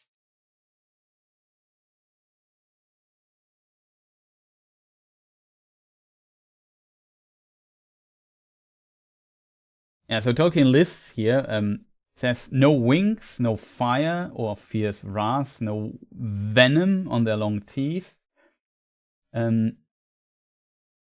Even notes some have hides like armor, tails like steel, tongues like spears, eyes piercing bright, some are great and golden.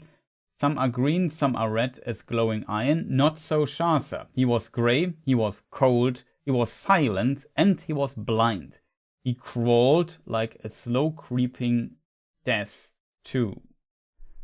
So interesting how Tolkien imagined Chaucer here.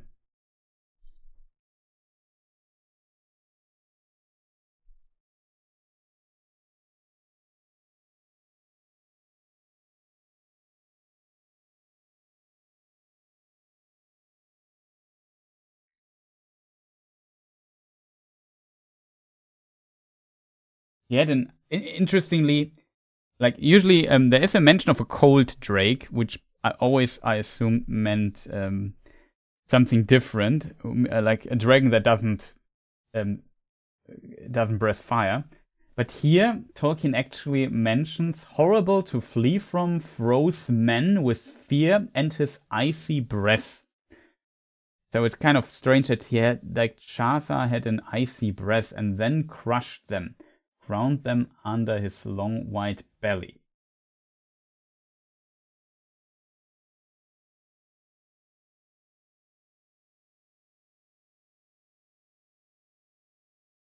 They made another draft, interestingly.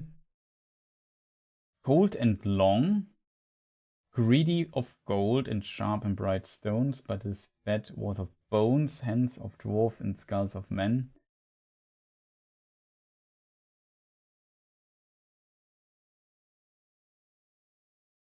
Not for him was flight, or the high airs, or the tall hills, a wingless drake.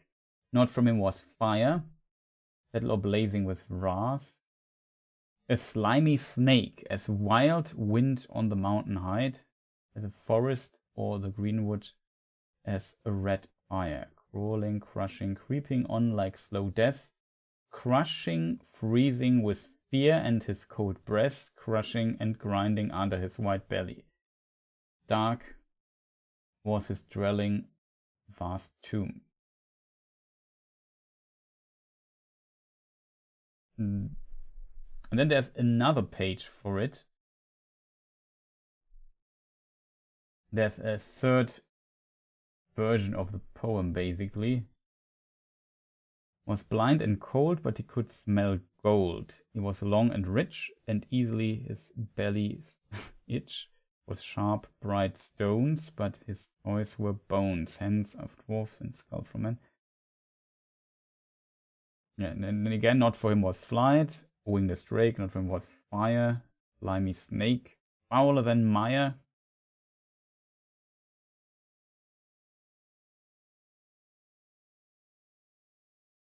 Yeah, the cold breath I find the most unusual. The other text also mentioned that he's blind. I think this kind of, if I see this correctly, I mean, he says freezing with fear and his cold breath.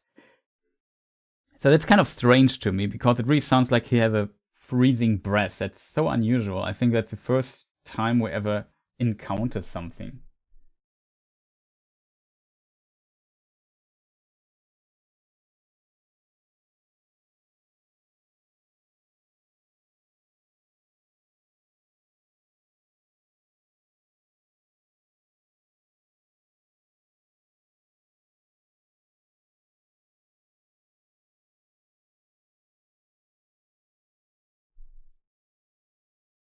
Very interesting.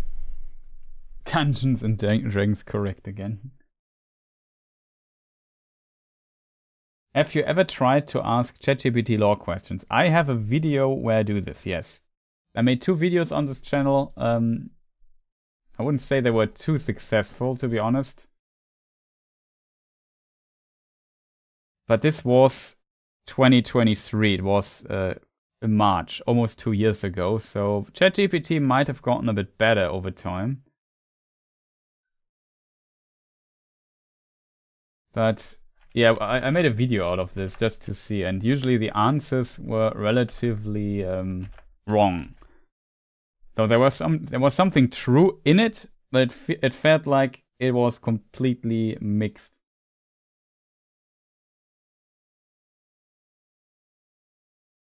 It was very fascinating though. Especially at this time, the ChatGPT stuff was kind of, I wouldn't say new, but it was kind of, the hype was just starting in early 2023, so...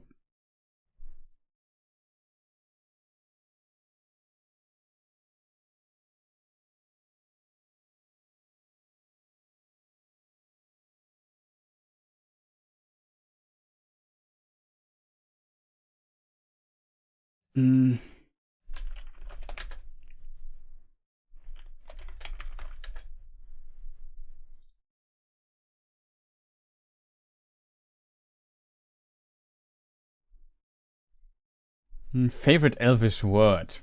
I don't know. Lasse maybe in Quenya, because it can mean leaf, but it can, in theory, was related to the word that means ear, because the elven ear has the shape of a leaf, you know, so leaf and ear have kind of the same root. I think that's pretty cool idea of Tolkien. That definitely stayed in my mind. So often the question also comes up, so of course this comes as well.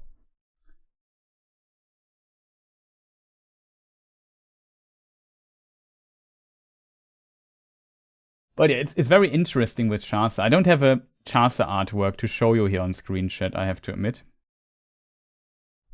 But I find it very fascinating.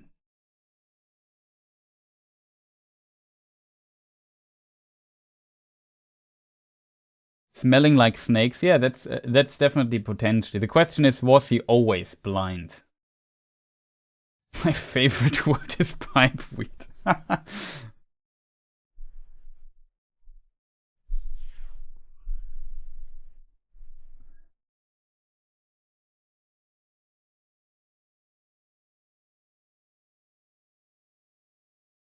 Remember, I asked you to ask it how many times the word ring shows up in the book. Yeah, something like this, right? That is something I noticed, and this is for me personally a very unfortunate problem of language models like ChatGPT. If I copy paste, let's say, one page of Lord of the Rings from, let's say, I don't know, the Council of Elrond or something. I paste it here and says, this is a text. And I asked ChatGPT, how many times does the word ring or whatever appear in this text? The answer is not always correct, sometimes completely wrong. It's very unreliable. The language model is not good at counting. I think that's not what it was made for, to be honest, but it would be so useful to, copy paste the text and say, I'm searching for all, I don't know, words ending on this, that would be pretty helpful as a tool then. I mean, I can search for it. Like, if you have a more complicated search than one simple ending. But let's say I have a German text and say, list me all female words. Like in German, we have a grammatical gender. Like, for example, the door is female, the table is male, though. And in English, this existed for some time as well. But due to the English language changing so much over time, it became more difficult for the people, like the vowel shift and stuff. It became more difficult. Like, basically, the grammatical genders are, you could also not call them female, male, and neuter, but you could also call them group A, B, and C. So it's basically different word groups, if you want to define it like this. And it became so difficult after these changes that the English language made that that the English people had then trouble, ordering it into these three groups. And then at some point they said, well, we don't need these three groups, and stopped doing that. There are some leftovers in the English language of it, but it's not there anymore. And this makes the English language so much easier to learn than, for example, German, because it's really complicated if you have to kind of understand for every single word in existence what grammatical gender it has to form a complete and correct sentence.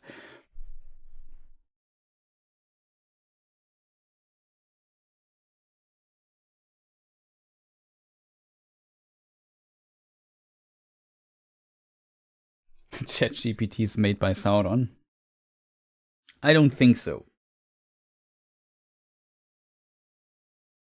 Though you could make the argument, of course, that it is a shortcut to power, or to knowledge in this case. So in this way, yeah, maybe it fits the idea of the ring in some way.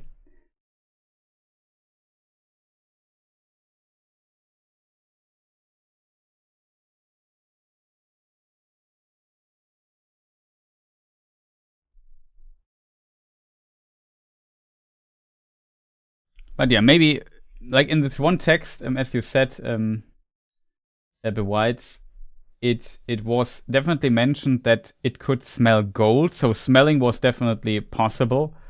So I assume, yes, might be that the smelling sense was still intact enough for this to kind of work, to find basically prey. And maybe it had some treasure to guard already. So, I mean, if you, like, it's kind of interesting in a way, if you think about it, Be White. The dragon could smell gold. Gold, I think, usually does not smell, but it could do it. And where's gold, there are people. And where people, there's food. So, I think that's kind of the idea of this classic idea of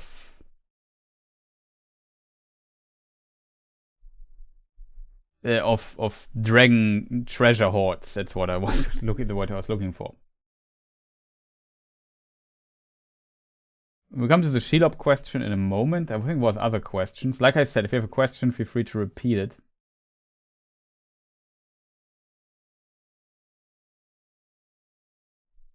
Yeah, it's the same, Adam. I also thought a cold ray can't breathe fire. But it seems like in this case, it has a cold breath, actually. It puts fear into the enemies, it seems, or into others. So it could be a metaphorical freezing breath.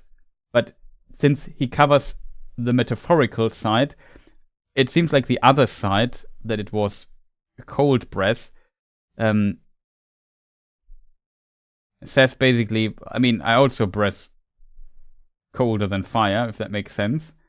But I wouldn't call it cold. So it seems like there's also a physical cold component to its breath that has an effect and freezes things. So it's a freezing breath. That's kind of strange, I have to admit. So very interesting text here.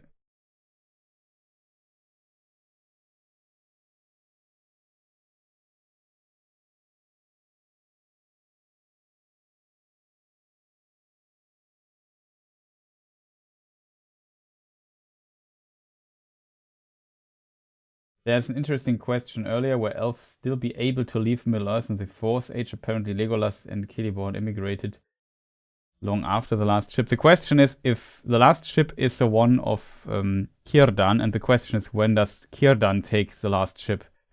So it's kind of open. Legolas built his own ship, basically. So there seem to be some exceptions, but yeah. I think, in theory, elves in the Fourth Age could maybe, under certain circumstances, build a ship and go west as well. I think that was possible, as long as they were not banned, and I think they were not.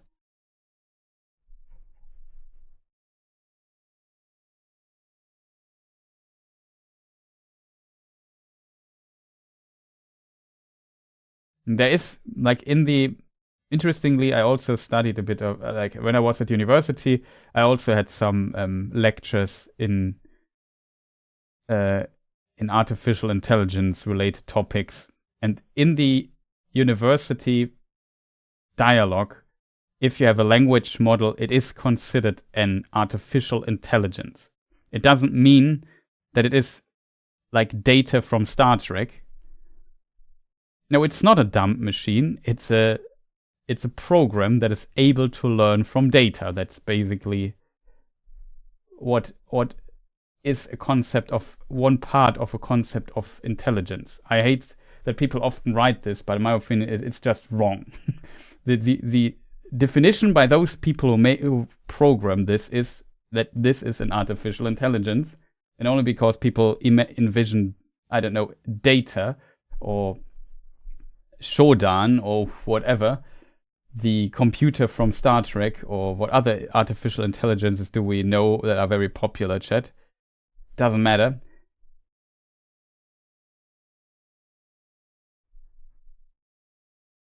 But yeah, it's by this definition, if a program is able to fulfill a task by analyzing data and form a solution out of it, it's considered learning, and this is considered intelligence and artificial intelligence. That's part of the definition. There is like more sophisticated artificial intelligence concepts. There's like a general AI, the GAI and stuff like this. So there are different elements by this, but yeah, at the end, it's a tool. It's just a program that is able to that you can feed data as an input into. It processes the data, creates structures that emulate potentially like a neural. That's the idea of artificial neural networks and stuff like this. It's basically put into a program, and it uses these concepts to form a structure that it can use to iterate to. If you give an input, it puts out an output. Like ChatGPT, you ask it a question, and out of your question, it kind of goes a very complicated long path through what it has learned to kind of predict what the correct answer could be, and the prediction rate is extremely high. And then it says this to you, but it could be wrong. It's a lot about probability. And there's some aspects where AI has a lot of problems with, but yeah, it's a different topic. I'm not an expert on artificial intelligence, so I'm not in development or stuff like this, but at least there was a time I learned something at university about it.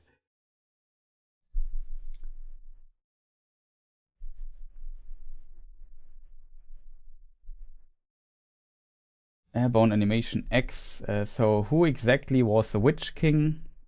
Is he a wizard, some kind, or just a necromancer and sorts? That's a good question. Hard to answer, unfortunately. We don't know who he was originally.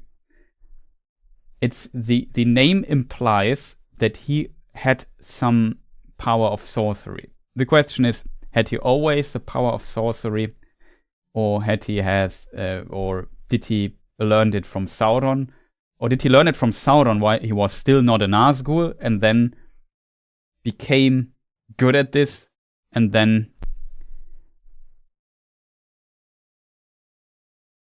transformed due to the possession of the Ring of Power into it. Unfortunately, I would love to give you a very satisfying answer to your question, Airborne Animation, but there is unfortunately none.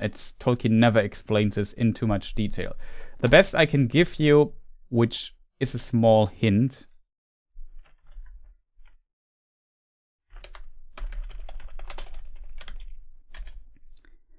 is the following sentence from the Silmarillion. Men proved easier to ensnare. Those who used the 9 rings became mighty in their day. Kings, sorcerers, and warriors of old. So this sentence I never fully understand, to be honest, because there are 2 ways to interpret it. So those who used the 9 rings became mighty in their day, full stop. Kings, sorcerers, and warriors of old.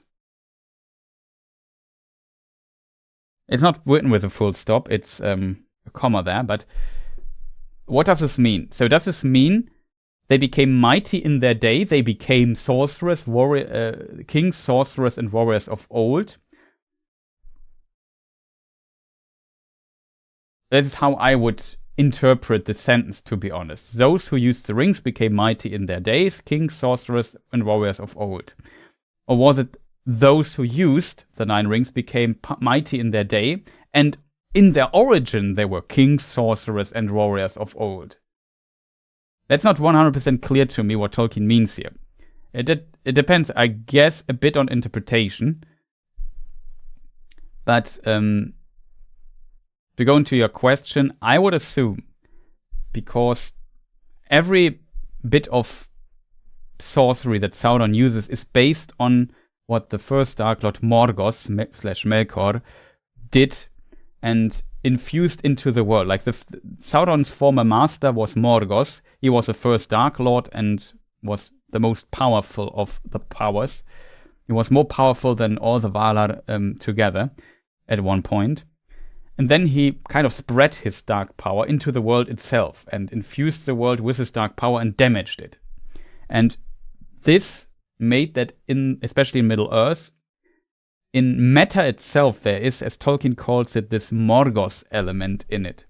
And Tolkien writes in the book, or in a text published in the book Morgoth's Ring, that's History of Middle-earth 10, book number 10, he writes that this Morgoth element in meta, maybe I can read it to you, that's potentially better, but I need a moment to find it, is a prerequisite for this kind of dark sorcery, if that makes sense. So everything that Sauron basically does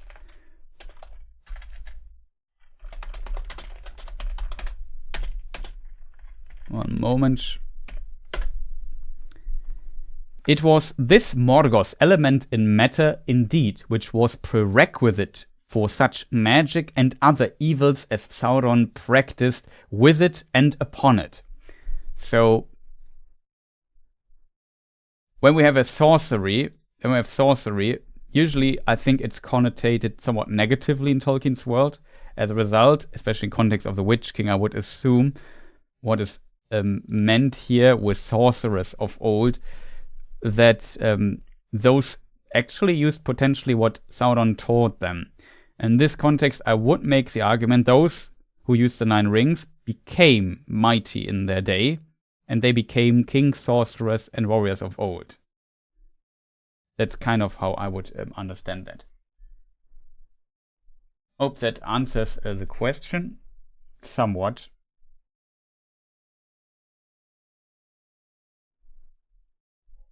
Beyond that, there are no more information about the Witch King, who he was. So could Pharazôn be a race or a Witch King himself, or the Witch King? No, in Pharazôn's case that is not possible. That has to do with what we can read in the Akalabes. It has to do with, in theory, he could become a ring race as well. Yes. Because at the time, like just in a theoretically spoken, but he definitely did not become one of those. Let me just see if I find the correct sentence here.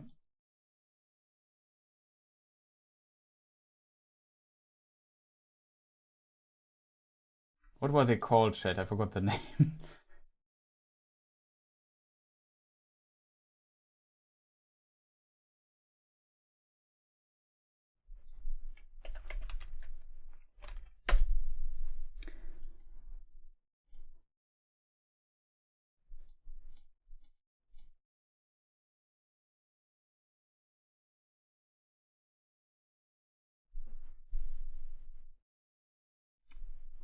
So they're basically, I try to find the exact sentence here just so I can read it to you.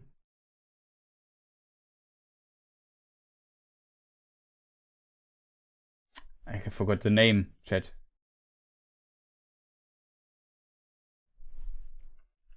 Farazon.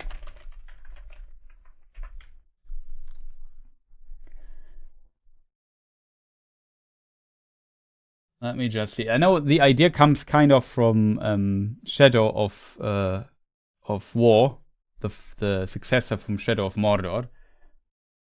Caves of the Forgotten. Man, took me ages to find the name here.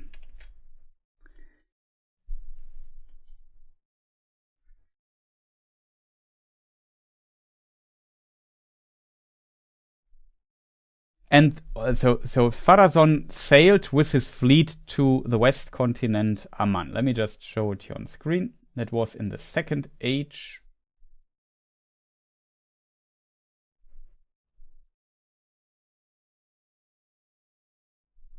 Second Age. He sailed from Numenor, potentially all the way around, and he sailed to Aman and set foot there. And then the following thing happened.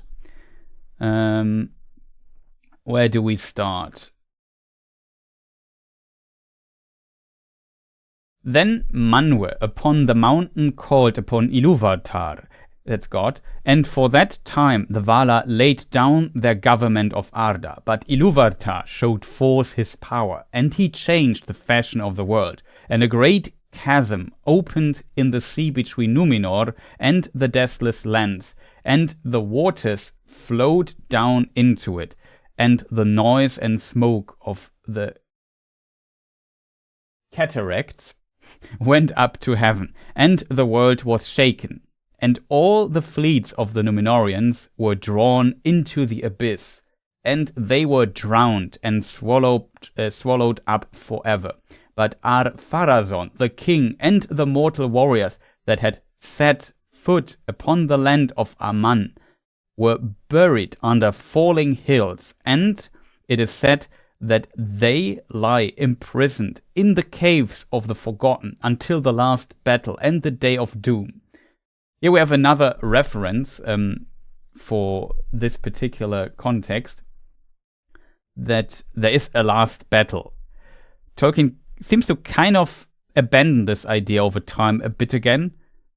Maybe a little bit, hard to tell, because there are different versions of it. It's not clear what is now really happening, and so on. Complicated topic. However, what this makes clear is that God himself basically buried Pharazôn, and he is imprisoned very far away from the rings of power, in these caves of the Forgotten until the end of time, basically, or until the end of the world, to be more precise. So it is from lore-wise, it is impossible for Pharazôn to become a ring wraith. Also, another reason is Pharazôn was born Second Age 3118. So 3118, Pharazôn was born in the lore. And the first ring wraith, though, we know from the Lord of the Rings, Appendix B, that's the timetable of it, that the ring wraith, including the Witch King, the 9, appeared for the first time. I have to kind of try to find the correct table here. For the first time in the year 2251. There we can read in the year, in the note of the year Second Age 2251, death of Tar Atanamir, Tar Ankalimon takes the scepter. rebellion and division of the Númenóreans begins. About this time, the Nazgûl, or ring race, slaves of the 9 rings, first appear.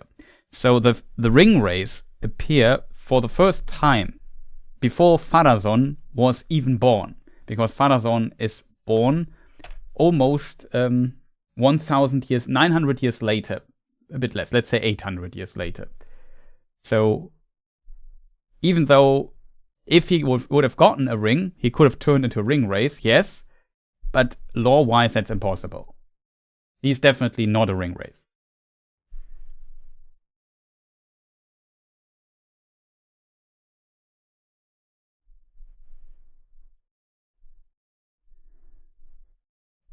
So I hope this answers your question.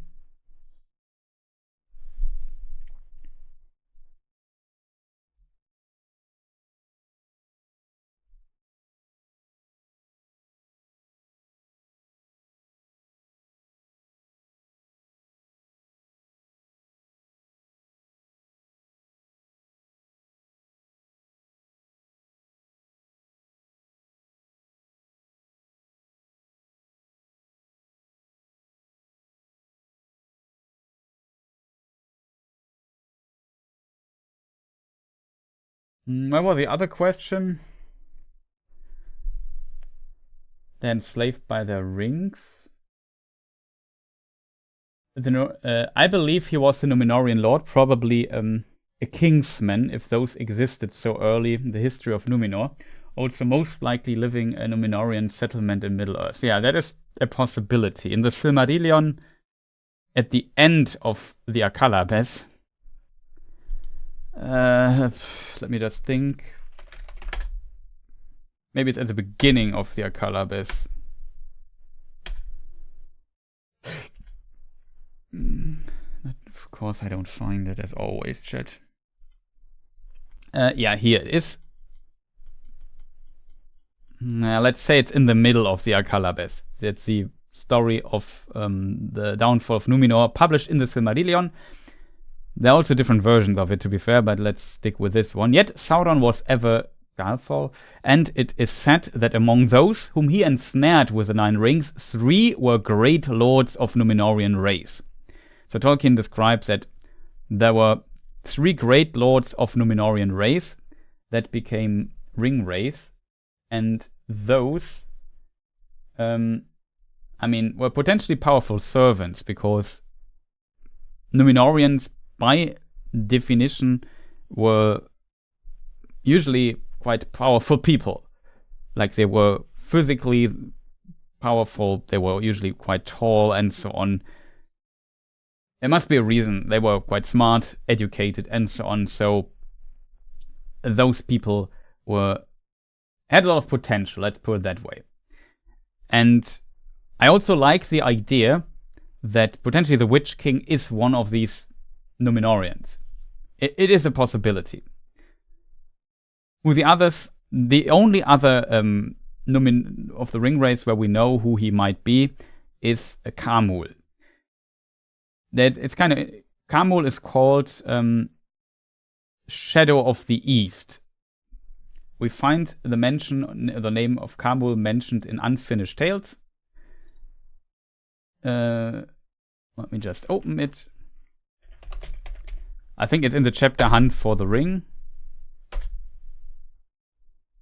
Yeah, Hunt for the Ring. That's kind of interesting. You can read. Now at that time the chieftain of the ring race dwelt in Minas Morgul with 6 companions, while the second to the chief, Khamûl, the Shadow of the East, abode in Dol Guldur as Sauron's lieutenant, with one other as his messenger. So here the name Khamûl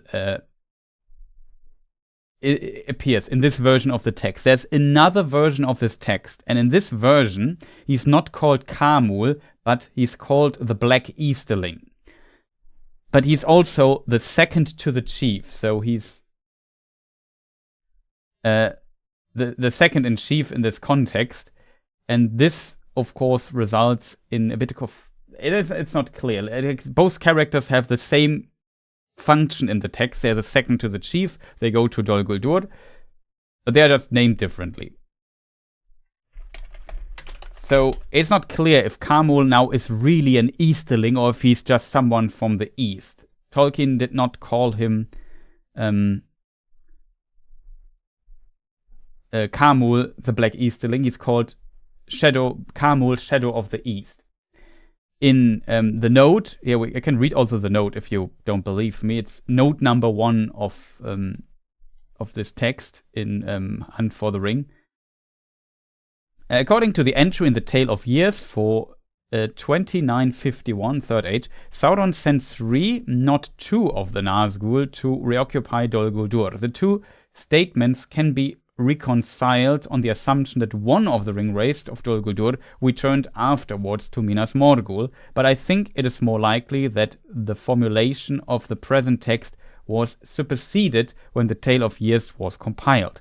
And it may be noted that in the rejected version of the present passage, there was only one Nazgul in Dol Guldur, not named Carmul, but referred to as the second chief, in brackets, the Black Easterling, while one remained with Sauron as his chief messenger. So that's what Christopher Tolkien explains here in context of this particular name. So if Carmul is an Easterling, it's already kind of an interpretation. It's very likely as an assumption, but it's not 100% clear. But it seems, there was once a Nazgul who is a Black Easterling. It's also possible that besides there is a Carmul and a Black Easterling. It would make little sense because in other texts we also find Carmul as the second to the second chief, basically, of this group. The 9, it's potentially, I pronounce 9 potentially very German. That's true.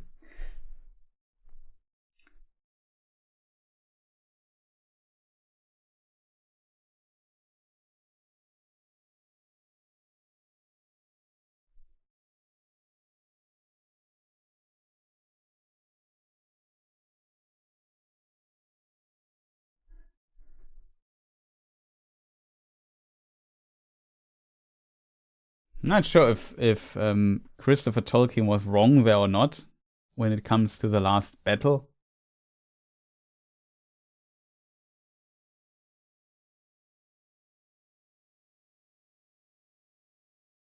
Especially, what version of the last battle then do you choose? Like, Tolkien has written at least 3 different versions of it, I think, or at least, let's say at least 2. I think it was 3 or something. So it's always difficult to decide for one.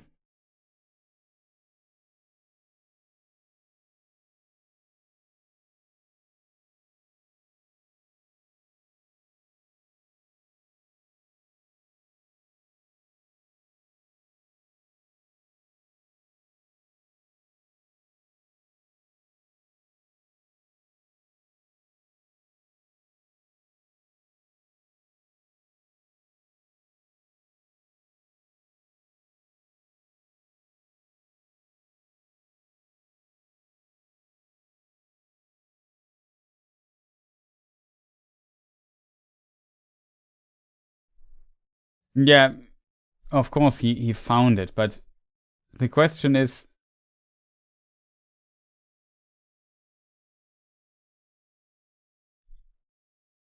I mean, there are a lot of abandoned ideas that are very late from Tolkien. I don't know. I'm not too deep in this particular topic to kind of judge it, but it always felt for me like there's a reason to not include it.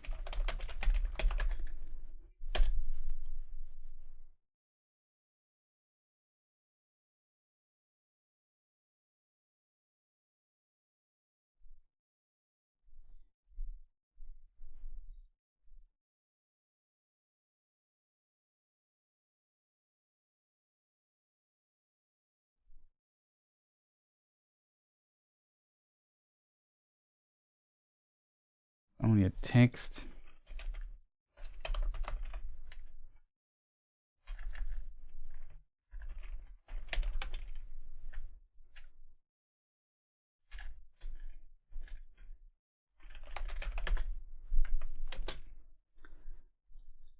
I mean, in War of the Jewels, there are some notes of it, but it's only mentioned 5 times. I mean, the idea could still be, for example, in context of the dwarves, I think we find some last battle notes here. There's the story made after the battle, the end days, and therefore were made in the tongue of the remnant of the elves, and it was passed into the west. It's a complicated topic. It's, I think, too deep to dive here into it.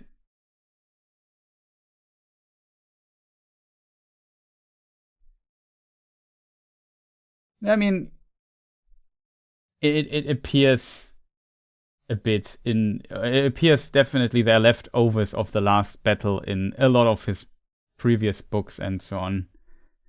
So hard to tell.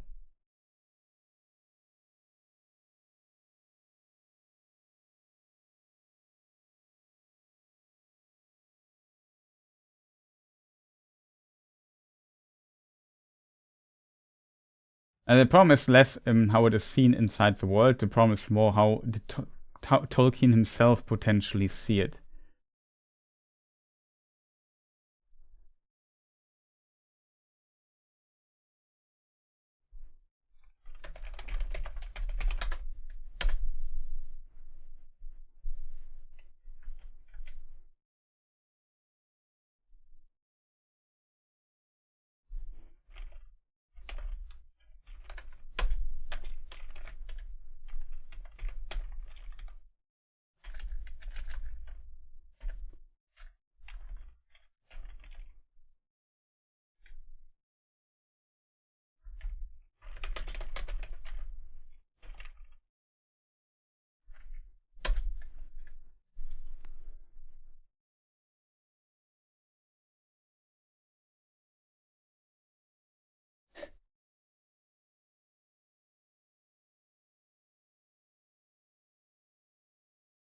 It's an interesting letter. As for elves, even in the legends, we see elves mainly through the eyes of men. It is in any case clear that neither side was fully informed about the ultimate destiny of the other. The elves were sufficient. I can't say the word. Sufficiently. Sometimes English is tough language. Longeville to be called men immortal, but they were not unaging or unwearying. Their own tradition was that they were confined to the limits of this world in space and time, even if they died, and would continue in some form to exist in it until the end of the world. But what the end of the world portended for it or for themselves, they did not know, though they no doubt had theories. Neither had they, of course, any special information concerning what death portended for men. They believed that it means liberation from the circles of the world, and was in that respect to them inviolable. And they could point out to men who envied them that the dread of ultimate loss, though maybe indefinitely remote, is not necessarily the easier to bear if it is in the end ineluctable. Sometimes Tolkien uses sometimes words. It's tough for me as a not native speaker. Ineluctably. Unavoidable. So a burden may become heavier the longer it is borne. I hope you will forgive me. Okay. There's that. Is there another mention of the end of the world from another letter? The other letter, by the way, that was letter 245 to Rona Bear from 1963. So one of the later letters. We have one from 66.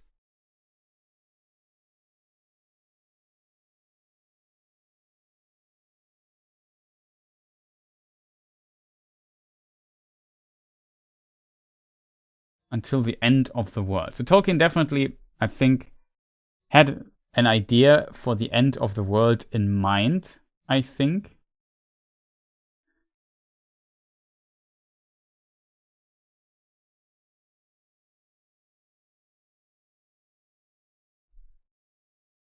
But and he had some context in mind that the world might become healed again. But I feel like it's not 100% clear how this will achieve. So I think looking some of these letters from the late 60s or mid 60s, early to let's say mid 60s, it seems like Tolkien had this idea always in mind, but in a way never, like, he wrote down some lore basically how they could have played out, but I feel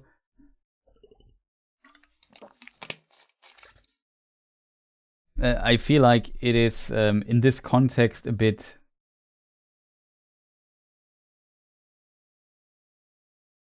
how to say, chat.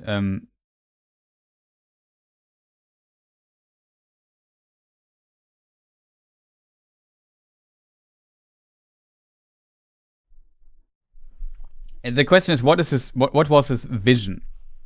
Like, I definitely think that Tolkien had an end for the world in mind, and an end where the world, like Arda Mat, so the damaged world, becomes Arda healed. This transformation by destroying potentially the old world and making it again, also like a belief of the dwarf. I think that might happen, and Tolkien had this definitely in mind as the end of the world. But did Tolkien had in mind a last battle that has to play out? Maybe. It's definitely difficult to say, I think. The problem is a bit that it's not clear how this last battle or how this end of the world plays out. And I think that's why I can understand why Christopher Tolkien lets it somewhat vague.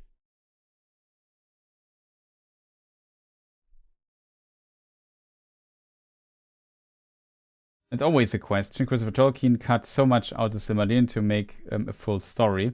He used 1930s glued together with 1937, 1915. It's a mess.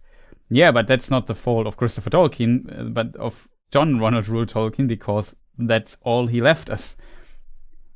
Like, the book you build is always a mess when it's not fully completed by the original author. And Christopher Tolkien at least tried to avoid adding too much by himself, in my opinion. Though he changed some texts and edited some stuff out.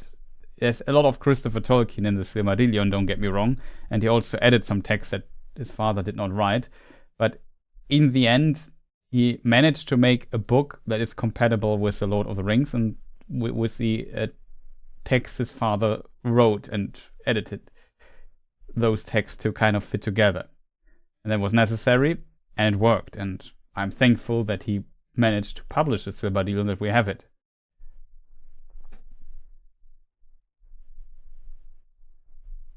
Like, having the result in the form of the Silmarillion in the end say, well, he could have done this and that better, is always easy.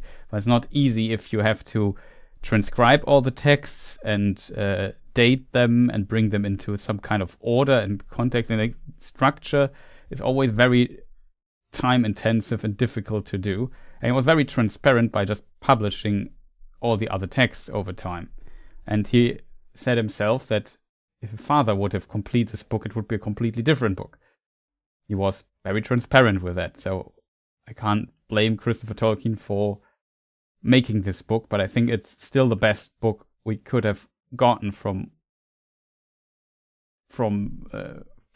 somebody out of this time, I think.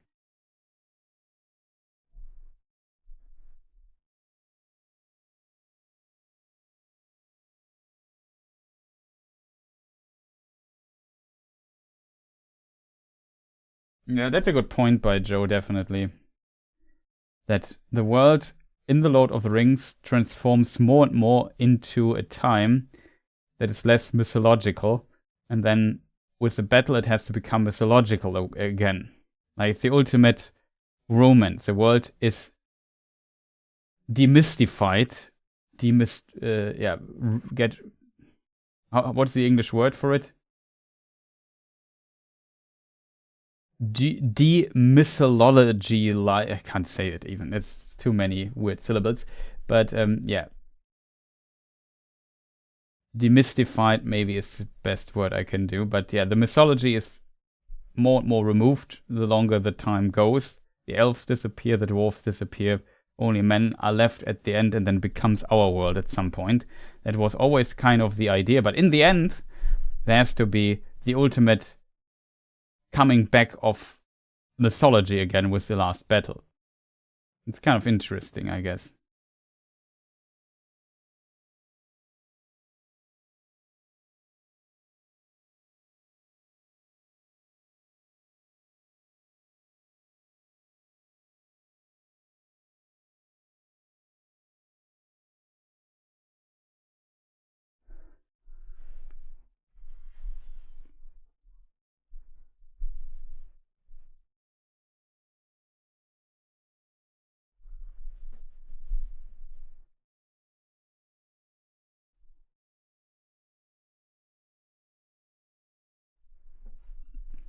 Yeah, and this is also often done, I think. But for me, personally, I see this as like my interest is connected deeply or rooted deeply in the Lord of the Rings itself.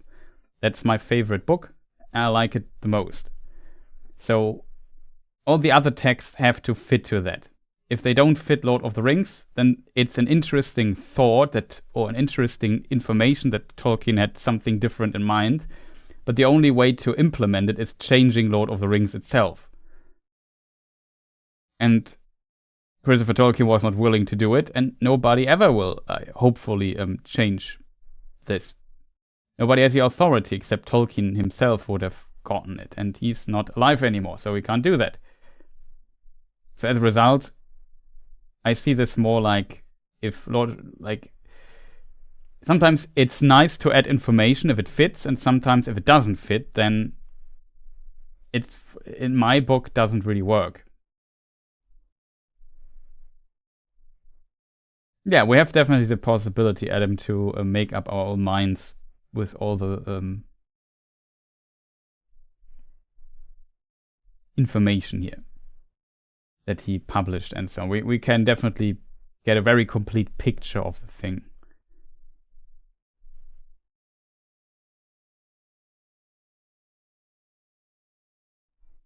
And in the end, also, like, when it comes to the fandom or to people potentially reading into this, I think the usually reading order would be Hobbit, Lord of the Rings, or Lord of the Rings, Hobbit, and then next might be already the Silmarillion. Like, that's the next book you might read then. Yeah, God bless Christopher Tolkien for his work, for sure.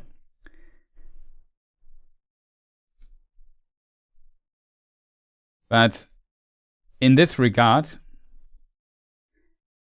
there's always, like, if we have a public debate on it, we have to consider that not everybody has spent so much time as you, for example, or as me or other creators here, to study all the history of Middle-earth books and all the different OG text versions and try to piece some stuff together themselves. Not everybody did this.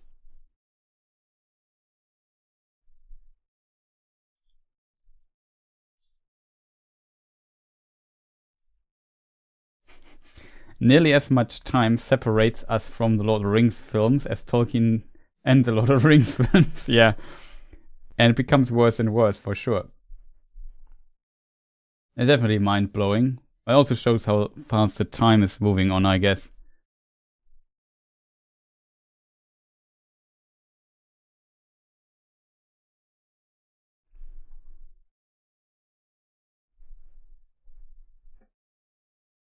We had this discussion, and it's not like I'm ignoring or trying to ignore it, but I mostly can understand, like, I sometimes need a base for discussion.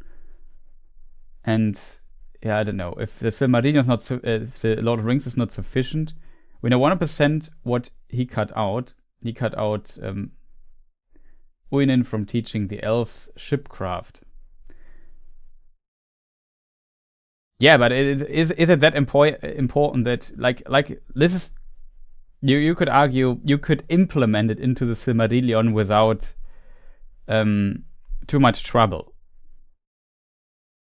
But it's sometimes like the round world version, or I don't know, the the creation of the or the origin of the orcs from men and so on. It's not that easy to implement into the Lord of the Rings. The history, or what did Galadriel do in the Second Age, is also impossible. Like, there's so many different contradicting texts about what Galadriel did in the Second Age that it's impossible to reconstruct it. There are some cases where you can just edit and nothing would really change much. And then on the other side, there are some elements where you have to basically completely restructure the Silmarillion for. There are small changes, nice additions, and then there is, I don't know, something that needs a complete surgery. And that's very difficult.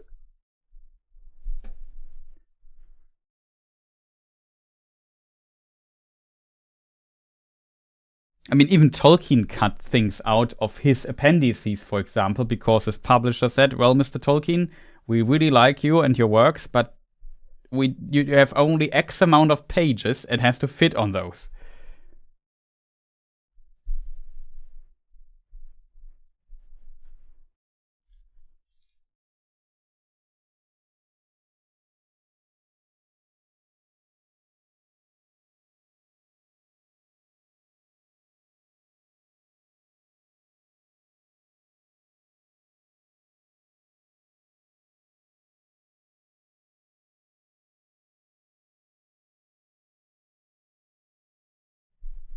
I had to snack my little chocolate bar here.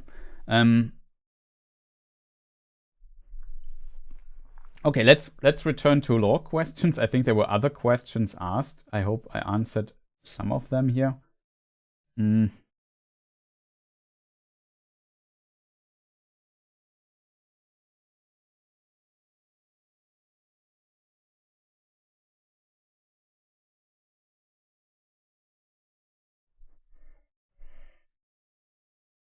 The Bionicle fan, didn't you have also another question that you already asked?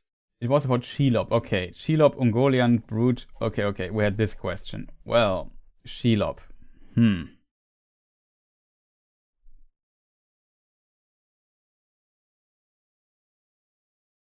think it's always the easiest way to look into what Tolkien actually wrote.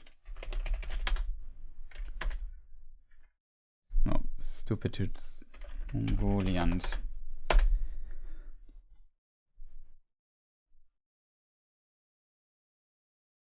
So the Silmarillion is very clear on it, I think. Far and wide, her lesser brutes, bastards of the miserable mates, her own offspring that she slew, spread from glen to glen, from the Ephel Duath to the eastern hills, to Dol Guldur, and the fastness of Mirkwood. But none could rival her, Shelob the Great, last child of Ungoliant, Ungoliant to trouble the unhappy world.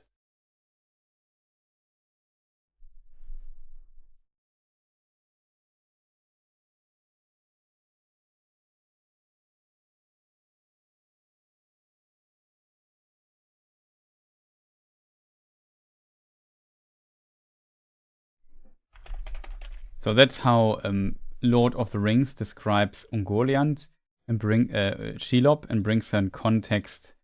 Ungoliant only appears one time in the Lord of the Rings. It was there.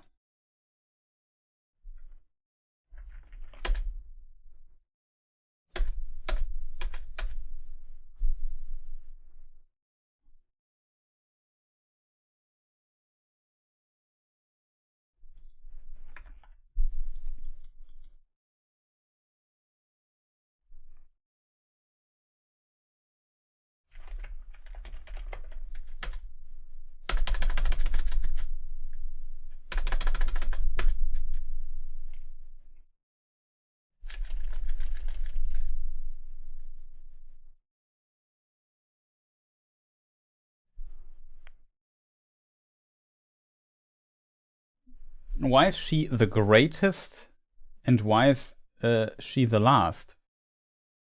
I mean, if she's the last of the children, she's obviously the greatest of the children because the others are no more. So I guess this kind of explains it already. But it's only said that she is Shelob the Great, maybe because she was big, and the last child of Ungoliant to trouble the world. That means the others are dead. That's how I would interpret. She's the last survivor, the lone survivor of the Ungoliant family, so to say.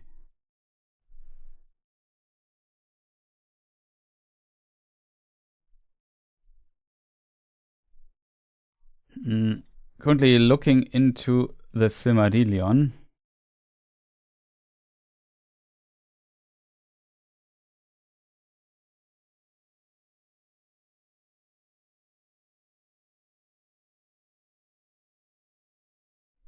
Terrible was his southward journey, sheer the precipice of Eret Gorgoros, the Mountains of Horror, and beneath their feet were shadows and were laid before the rising of the moon. Beyond lay the wilderness of Dungorthep, where the sorcery of Sauron and the power of Melian came together, and horror and madness walked. There spiders of the fell race of Ungoliant abode, spinning their unseen webs in which all living things were snared, and monsters wandered there. Monsters wandered there that were born in the long dark before the sun, hunting silently with many eyes. Okay. No food for elves or men was there in that haunted land, but death only. That journey is not accounted least among the great deeds of Beren, but he spoke of it to no one after, lest the horror return into his mind. And none know how he found a way, and so came by paths that no man nor elf else ever dared to tread to the borders of Dorias. It's from the Beren story.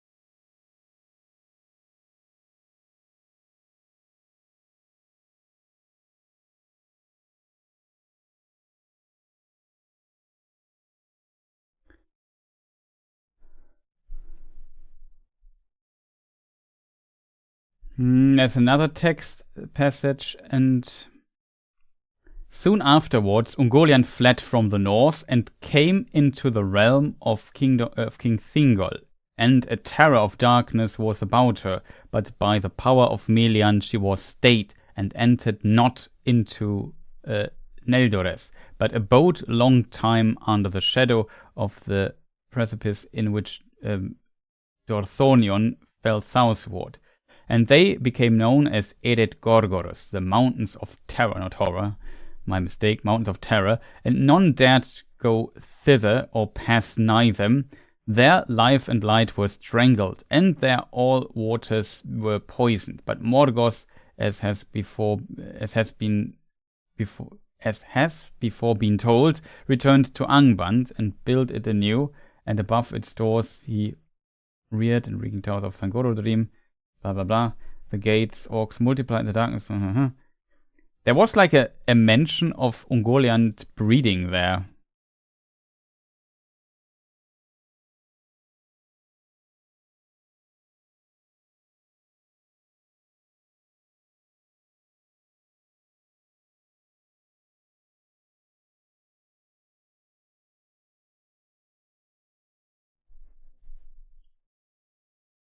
That is, I think.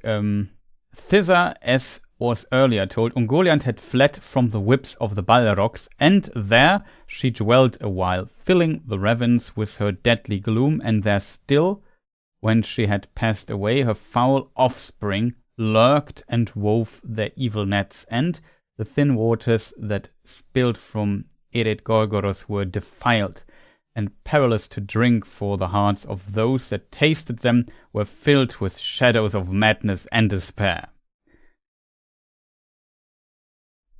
So there's a mention of Ungoliant having offspring.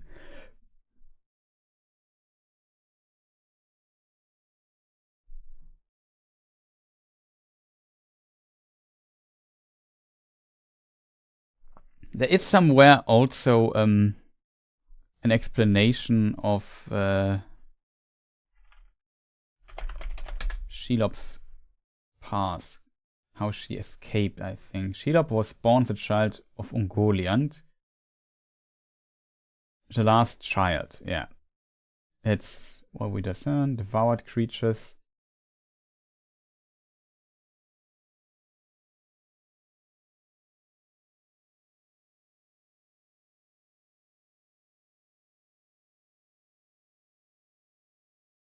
Of the flight of the Noldor. I think Shelob is not mentioned in the text here. At least in my copy of the Silmarillion, I don't find a mention of her.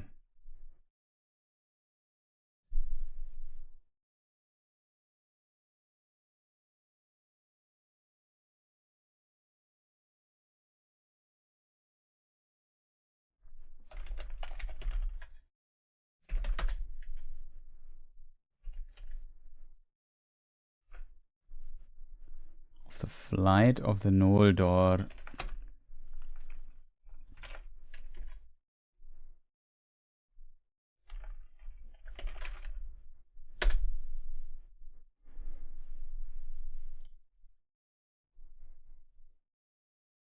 With the fire webs of flame they smote asunder the webs of Ungoliant, and she quailed and turned to flight, bleaching black vapors to cover her. And fleeing from the north, she went down into Beleriand and dwelt beneath Eret Gorgoros in that dark valley that was after called Dungorthep, the Valley of Dreadful Death, because of the horror that she bred there. For other foul creatures of spider form had dwelt there since the days of the delving of Angband, and she mated with them and devoured them.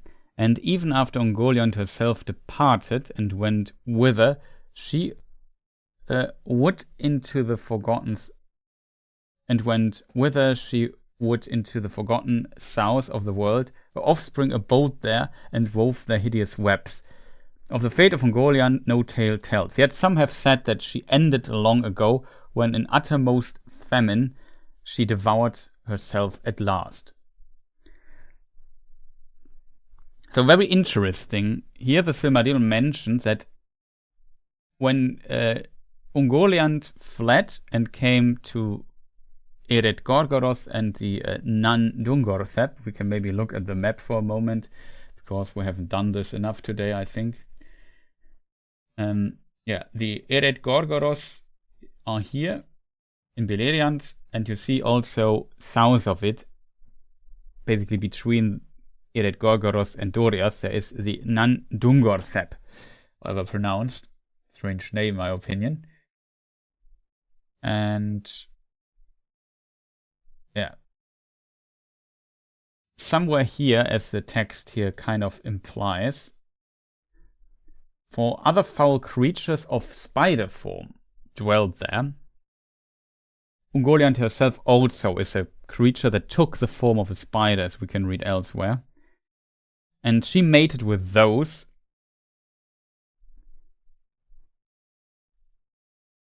And devoured them. And even after Ungoliant herself departed and went whither she went to forgotten south, her offspring abode there and wove their hideous webs. So the offspring is definitely still there.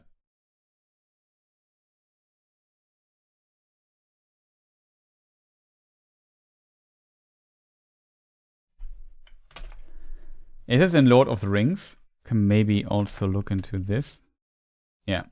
There, Sam came up behind as fast as he could urge his legs, but glad as he was to be free, he was uneasy, and as he ran, he kept on glancing back at the dark arch of the tunnel, fearing to see eyes or some shape beyond him, imagining spring out in pursuit. Too little did he or his master know of the craft of Shelob. She had many exits from her lair.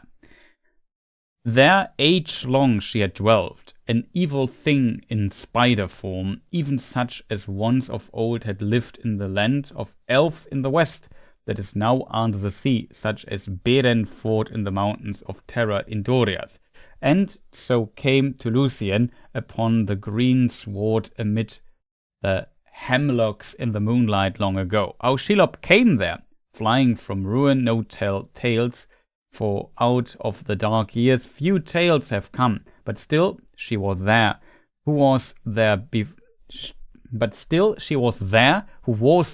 Sauron and before the first stone of Barad-dûr, and she served none but herself, drinking the blood of elves and men, bloated and grown fat, with endless brooding on her feasts, weaving webs of shadow, for all living things were her food, and her vomit darkness, and far and wide her lesser broods, bastards of the miserable mates, her own offspring that she slew, spread from glen to glen, from Ephel Duas to the eastern hills, to Dol Guldur and the fastness of Mirkwood.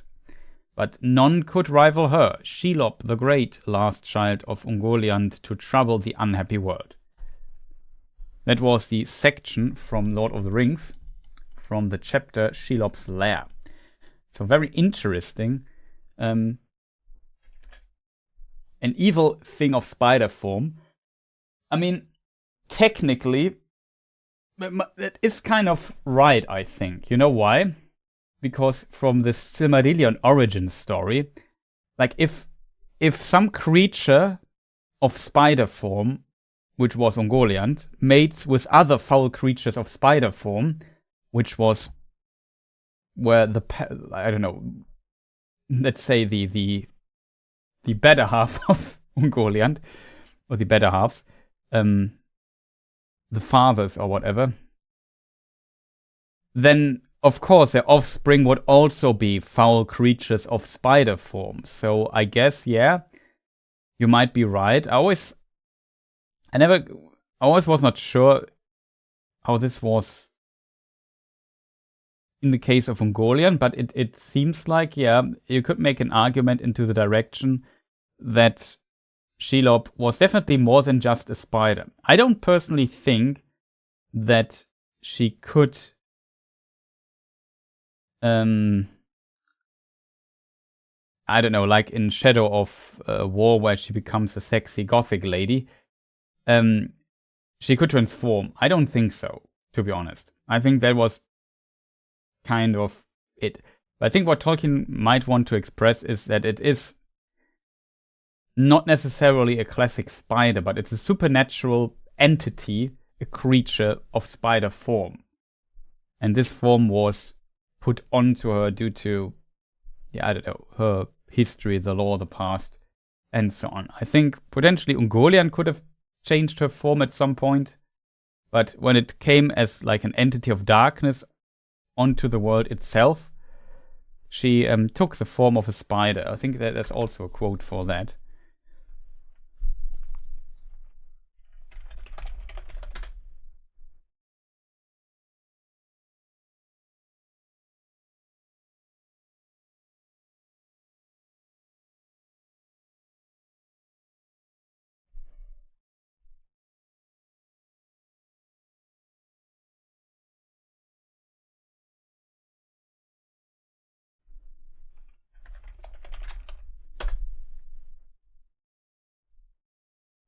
Yeah. Let me just read here. There beneath the sheer walls of the mountains and the cold dark sea, the shadows were deepest and thickest in the world. And there in Avathar, also have this here on my Amman map. Somewhere down here in Amman. There in Avasar, secret and unknown, Ungoliant had made her abode. The Eldar knew not whence she came, but some have said that in ages long before she descended from the darkness that lies about Arda. So she descended into the world out of the darkness. When Melkor first looked down in envy upon the kingdom of Manwë, and that in the beginning she was one of those that he corrupted to his service. But she had disowned her master, desiring to be mistress of her own lust, taking all things to herself to feed her emptiness. Like a black hole, I always imagine her. And she fled to the south, escaping the souls of the Valar and the hunters of Orome. For their vigilance had ever been to the north, and the south was long unheeded. Thence she had crept towards the light of the blessed realm, for she hungered for light and hated it. Kind of like Gollum a bit. In a ravine she lived and took shape as a spider of monstrous form, weaving her black webs in a cleft of the mountains. There she sucked up all light that she could find and spun it forth again in dark nets of strangling gloom, until no light more could come to her abode, that she and she was famished.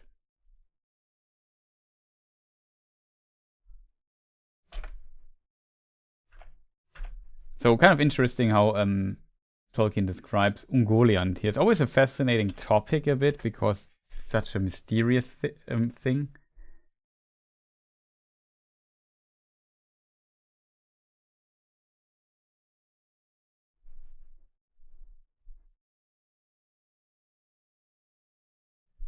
Let's hope I pronounced Ravine correct. Maybe it's Revin.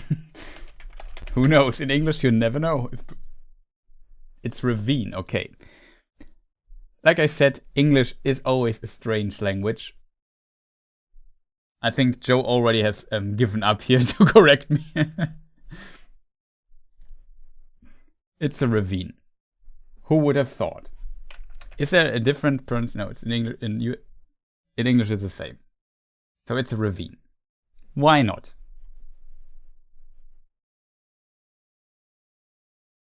The fact that nothing could pierce her unlight is kind of mad. Yeah, it definitely is. He was a powerful entity, and it's very interesting in this regard. But yeah, we can read here, in a ravine she lived and took shape as a spider of monstrous form.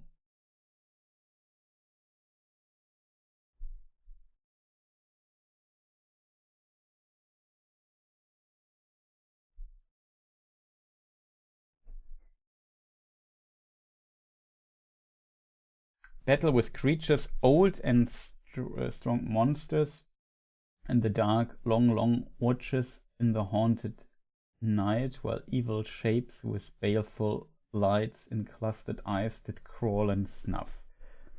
Yeah. Good point by Bewides there.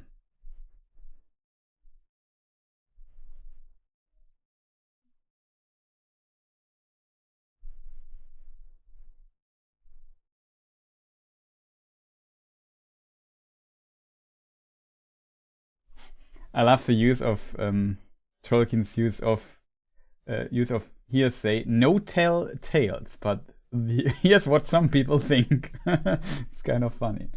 Yeah, it happens a lot, especially in these special edge case characters like Ungoliant and so on.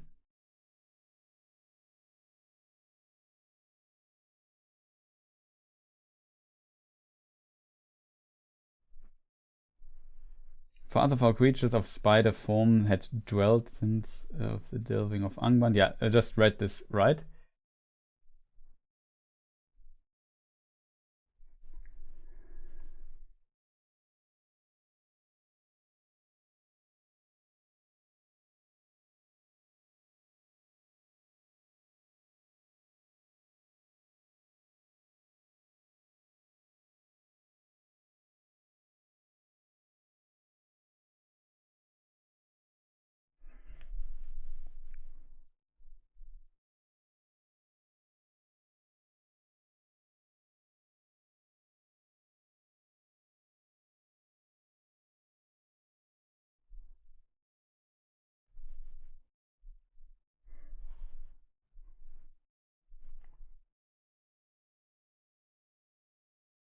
So yeah, very interesting thing. I'm not sure what the original question actually was. I forgot that. It was about the last child. So yeah, the offspring of Ungoliant that lived in these mountains. We have the other map. Let me just switch to the other map. Be this one here. Yeah, this whole land here, west of the Blue Mountains here, was then sunk into the ocean, and I assume that in the War of Wrath, all the other spiders were killed, but Shelob somehow escaped over the mountains and then went all the way down to Mordor and lived here. And that's her tale.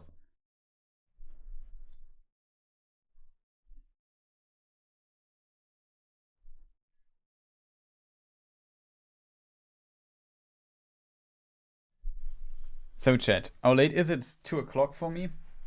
That's late.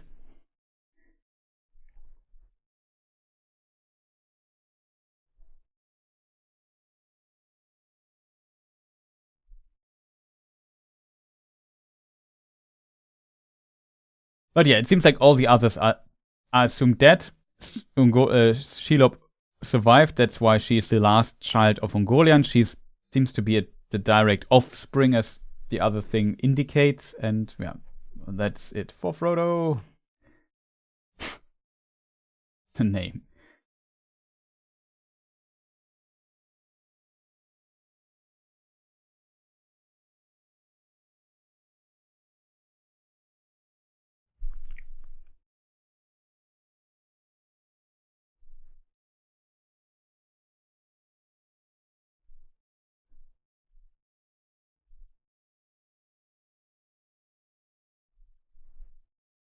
Yeah, exactly. Now, so read this section. Greetings from the Shire. Greetings.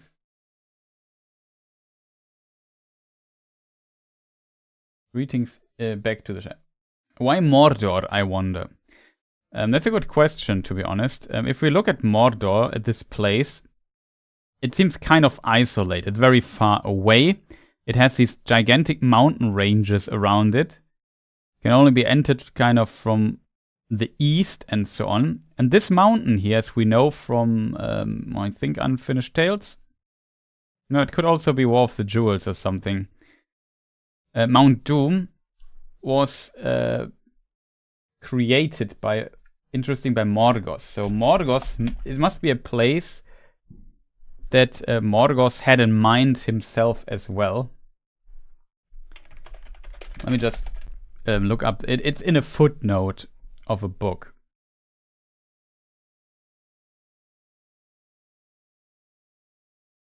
It's Peoples of Middle-earth, Last Writings, note 14, page 390. In case people wonder where it is, let's read that really quick.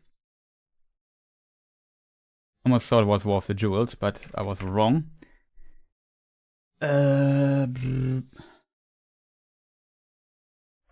What note was it? What 14?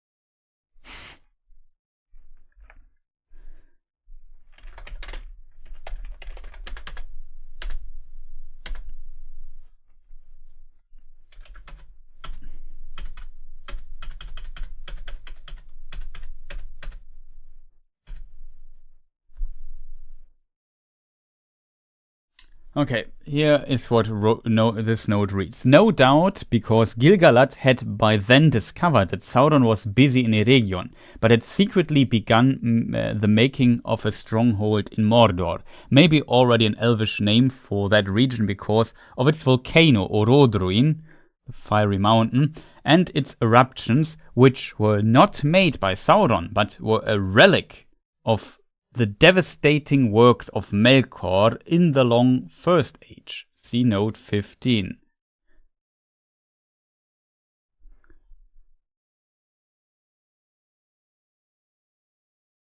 But note 15 is not relevant for this information here. So in this... Exactly. So in this particular note, we get the information casually dropped by Tolkien in a footnote. Yeah, well, by the way, Mount Doom was originally made by Melkor/Morgoth in the First Age. So it seems like this particular place here in Mordor, he had kind of envisioned to be some kind of stronghold for him already. And or maybe he does some, like he needs a place to hide for his armies, whatever, some place to recover. I don't know, to get additional supplies from, or war efforts, logistics. I have no idea what he planned to do there. Maybe it was kind of a practice to make Sangoro dream later or whatever. Hard to tell, but all we know is that he made this particular place, and that's why Sauron later chose it, and why it's a place where potentially a dark creature like Ungoliant would also dwell, because Ungoliant is not known for her, let's call it, magic, though, except she has this ability to make these fascinating, powerful, dark webs that she can weave. We have read earlier, it was this Morgoth element in matter indeed, which was a prerequisite for such magic and other evils as Sauron practiced with it and upon it. So I think Mordor might be a place where the power of Morgoth was strong, because he did some shaping there. He infused some of his power definitely into this place. As a result, it was, I assume, naturally a good place for Sauron to be, and potentially also a dark place where a creature like Shelob would dwell. Like, she dwelled before in the Eret Gorgoros, in the mountains of terror, not in the mountains of happiness and beautiful, I don't know, things.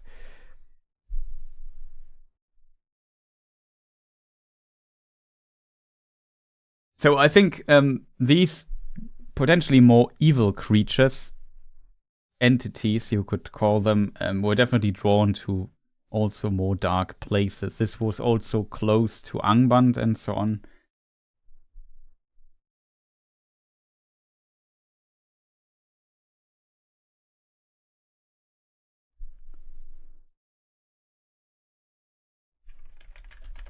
Yeah, so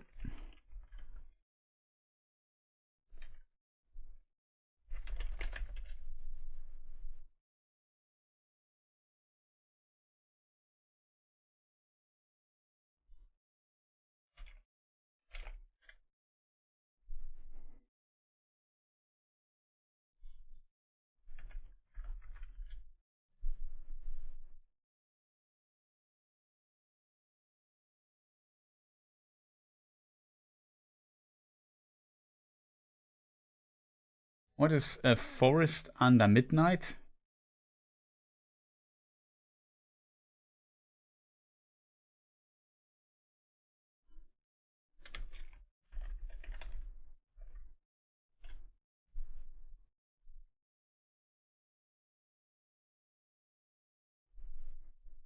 You also raised the Misty Mountains, yes, and probably Wind Mountains via Tanglang Giants.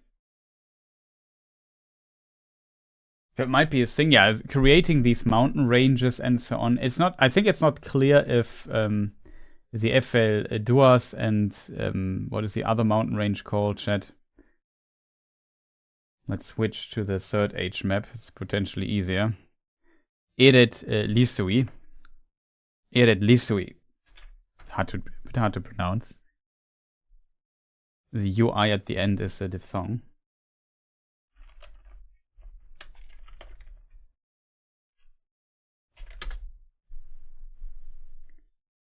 And it Eret Efeldorf.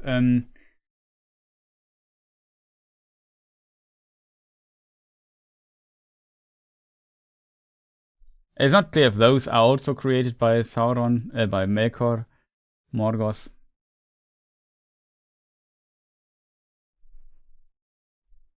Yeah, to my knowledge, Sauron did not raise any mountains, exactly. I think he was not that powerful. But Morgoth definitely did.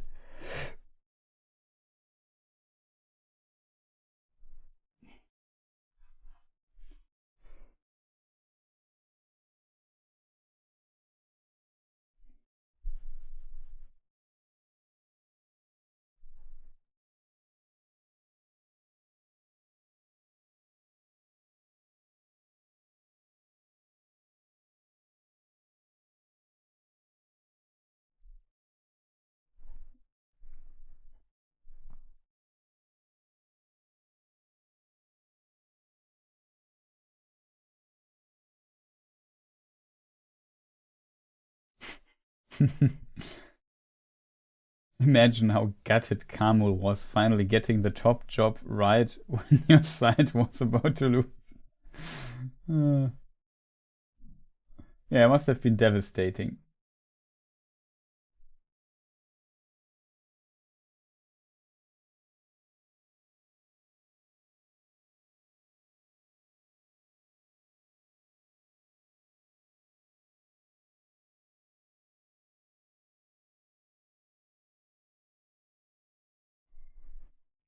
Okay, chat. Are there any questions left or so, chat? I'm not sure. Was a bit chaotic today, but it's sometimes very difficult to keep track with chat, especially if we talk about one question for like an hour, which can easily happen here in the stream. So that's kind of our thing, I guess.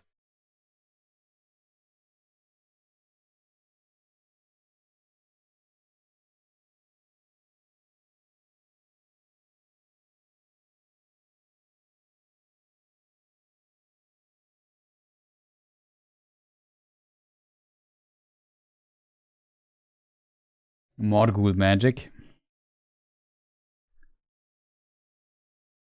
There was another question about the physical form. I'm not sure if airborne animations is still there.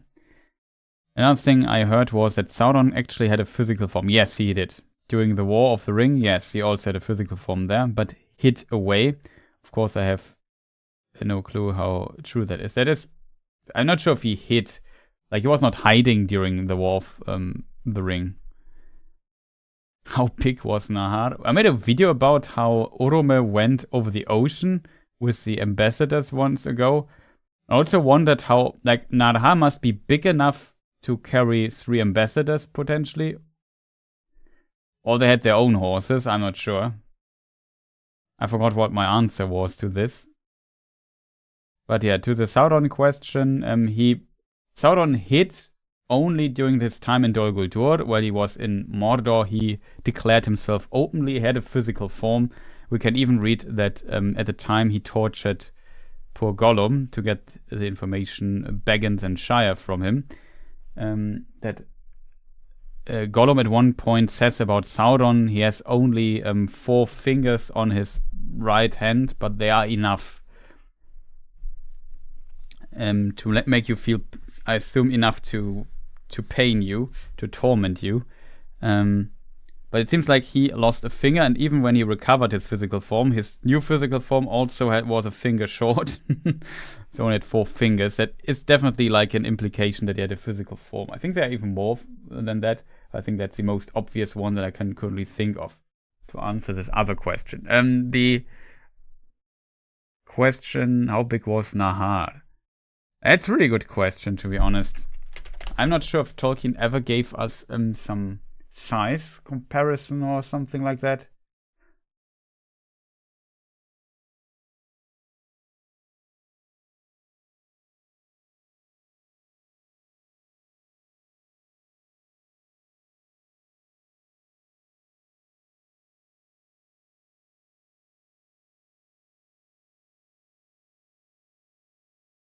To be white under the sun, but to shimmer in silver in the night, and his feet were short and golden. It had golden hoofs, shimmered silver in the night, and he was white under the sun. But how tall he was is not clear.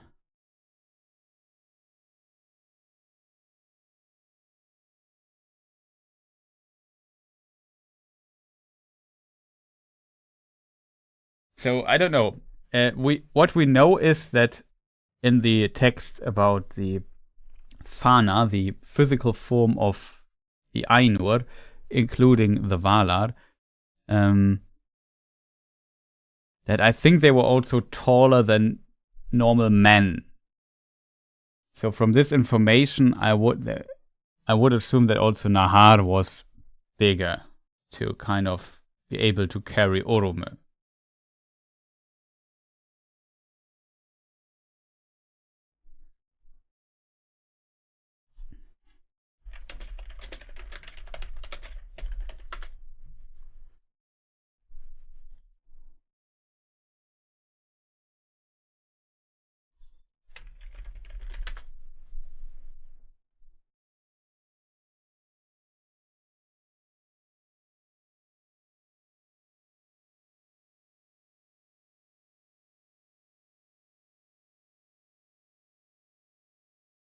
Yeah, so Tolkien writes about them.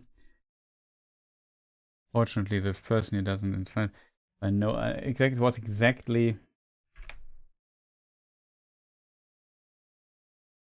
the kind of quote I was looking for. I just don't know which book it appears.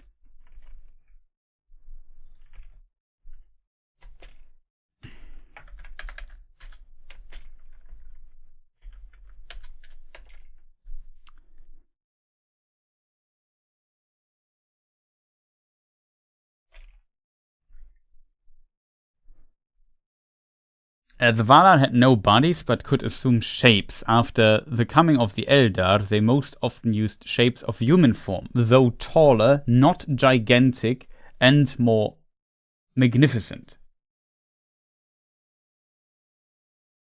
Oh, I think I'm not sure if it's in nature. There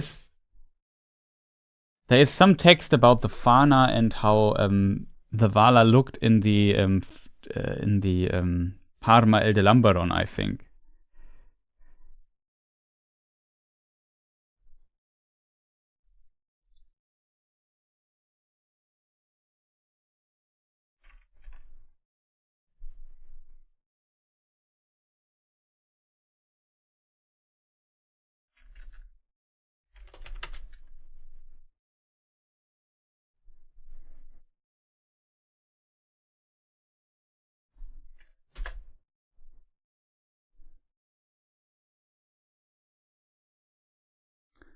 Visible forms or raiment, which included both the bodily shape and the vestures in which it was clad, in which a spirit not by nature incarnate presented itself to bodily eyes.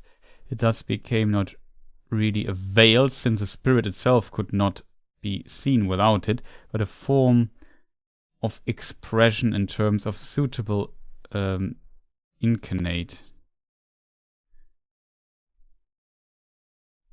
Since a Fana of the Valar and Maya usually appeared radiant in some degree, as if lit or suffused by light from within, the word Fana in Quenya acquired an additional sense of shining shape. Though the simple form Fana was no longer applied to any but the angelic spirits, this sense of radiance affected other forms.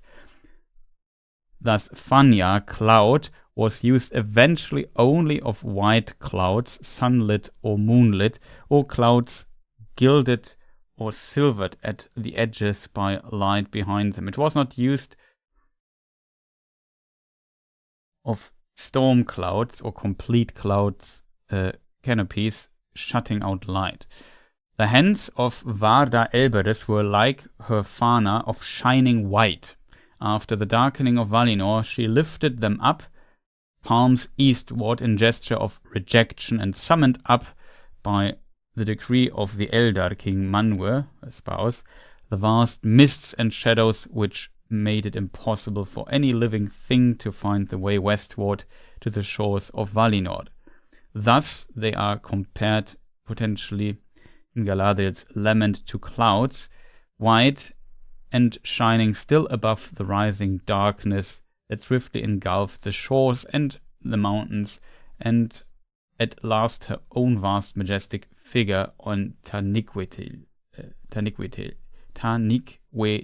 Meine Güte. Hard to say.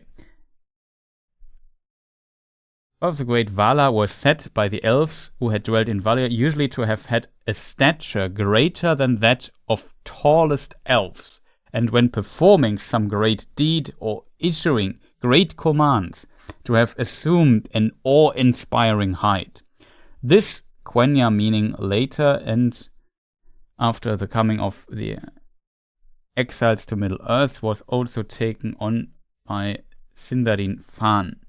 At first in the Sindarin used by the Noldor, but eventually also by the Sindar themselves, especially those in close contact with Noldor or actually mingled with them. Fanuilos was thus a title of or another name for Elbereth, especially favored by the Noldor. It meant thus probably bright angelic figure ever snow white, or off upon Uilos. The basic sense of this was cover screen veil, but it had a special development in Eldarin tongues.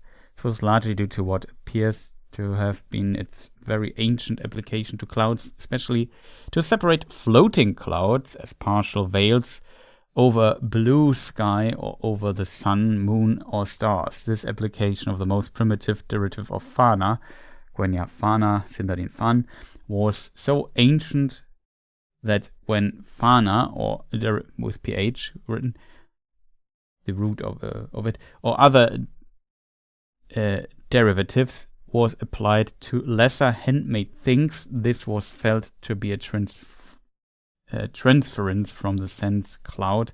The words of this group were mainly applied to things of soft textures, veils, mantles, curtains, and the like of white or pale colors. We note that this is a book about etymology and so on, so you definitely notice Tolkien goes a bit into a lot of details here.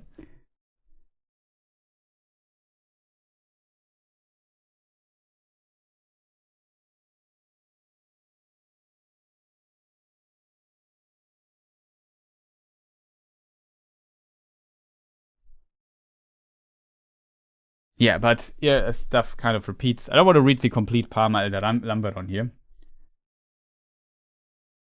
Oh, yeah, still there. Was Mordor ever reclaimed as the Southlands? Potentially referring to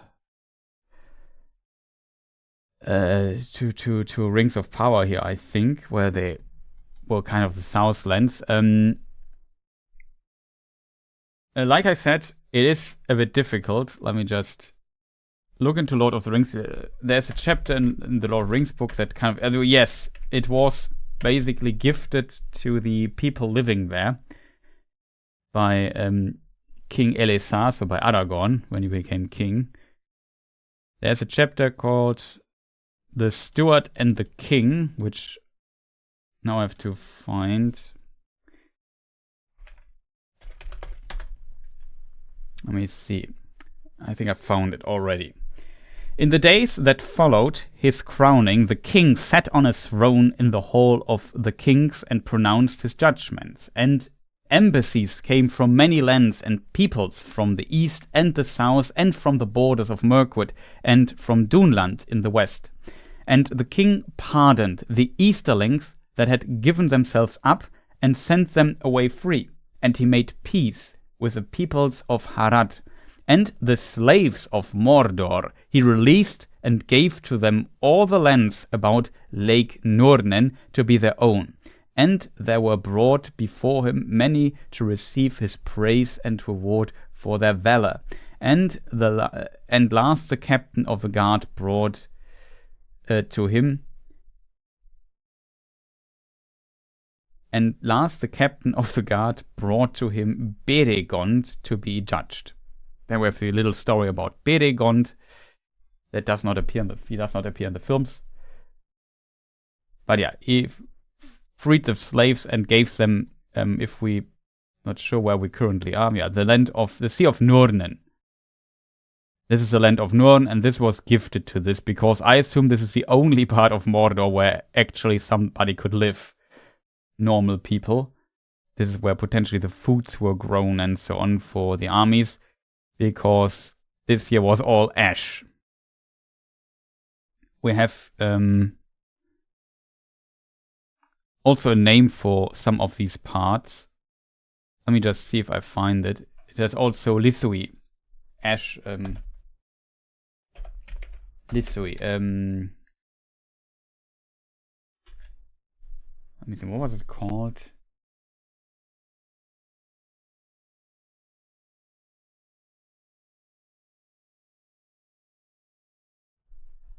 Lithlad is the name of it.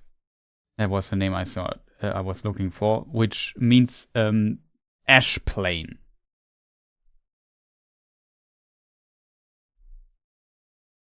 The mountain range of Ephel Duas and the mountain range of Eret Lithui formed a great wall around the mournful plains of Lithlad and Gorgoros, and the inland sea in the middle. Okay, that doesn't help us, to be honest.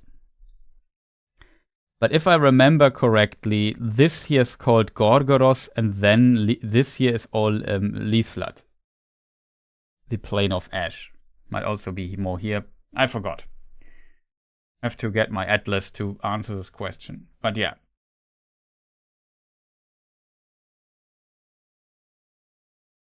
Yeah, exactly. Bedegon stopped Denethor from burning Faramir alive and so on. It has an important story. He became then basically the bodyguard or the captain of the guard of Prince Faramir.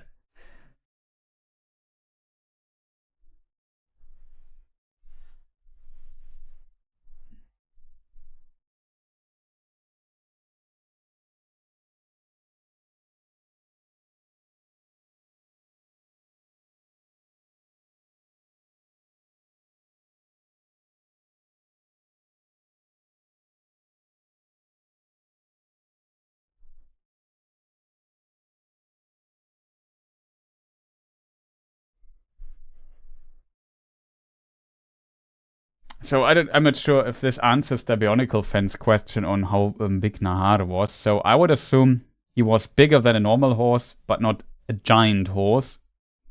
But most likely bigger though, because Orome was also bigger and he had to ride on it. I mean, we have also the case in another franchise, in Elden Ring. There's a guy called Radan. And he rides on a very tiny horse, at least for his massive size later. It's kind of funny, but also sad. But I would assume, since Tolkien describes him as majestic, that also Nahar was majestic and potentially fitting Orome in size.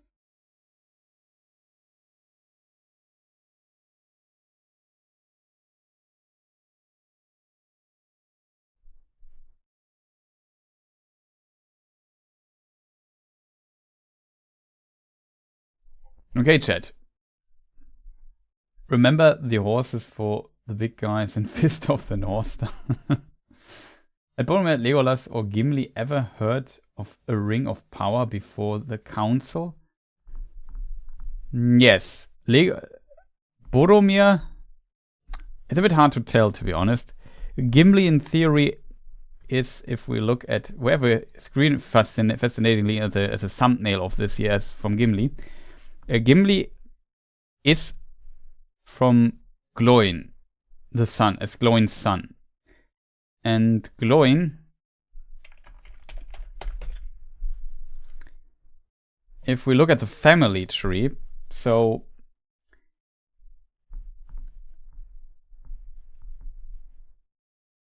yeah, so if the king's line goes Thror, Throin the second, or Thrain the second, Thorin Oakenshield.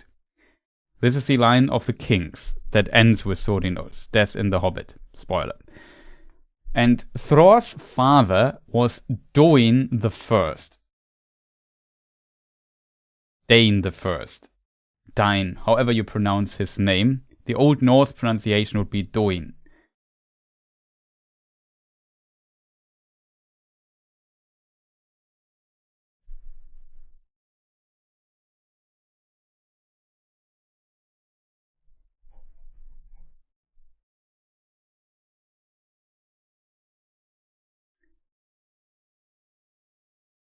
But yeah, Duin Ironfoot that succeeds Thorin Oakenshield is Duin or Dane the Second. We're talking about Duin or Dane the First here. And Duin the First had a brother, a younger brother, and that was Borin. Borin had a son named Farin. And Farin had two sons, Fundin, who was the father of Balin and Dwalin, and also Groin, that was the father of Oin and Gloin. So Gimli is definitely related to the king's line because his, father, grandfather, great-grandfather, great-great-grandfather, his great-great-great-grandfather was actually king. So he's a bit removed from the direct line of the kings, but he definitely is a dwarf noble from the king's line. And in this regard, he could have known about the concept of a ring of power, potentially. Because even though it was kind of a secret, but I think it's hard to tell how secret it was, there was definitely the knowledge of the dwarves that they had, or that the king's line had a ring of power, the ring of Durin. And about this ring, at least, Gimli could have known. He could have potentially then also known that there were potentially some more rings possible. So I think it is. Further, there's an interesting quote, though it's tough to tell if Gimli knew it. You asked before if he knew before the council. I think in theory that is thinkable, though it's not confirmed.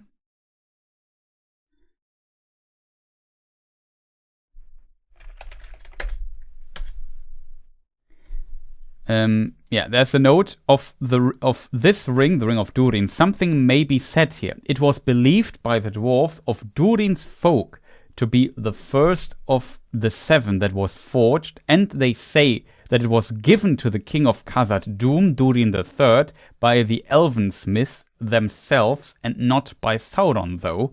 Doubtless his evil power was on it, since he had aided in the forging of all the 7. So the dwarves of Durin's folk believe that.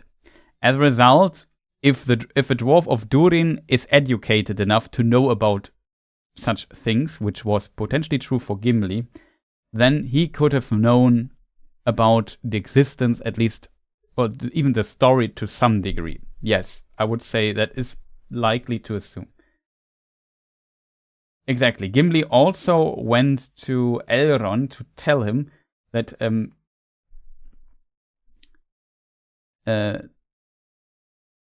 that the dwarves were contacted by Sauron. If we go into the Council of Elrond, that might be a bit difficult to find, to be honest, because I forgot how it was phrased.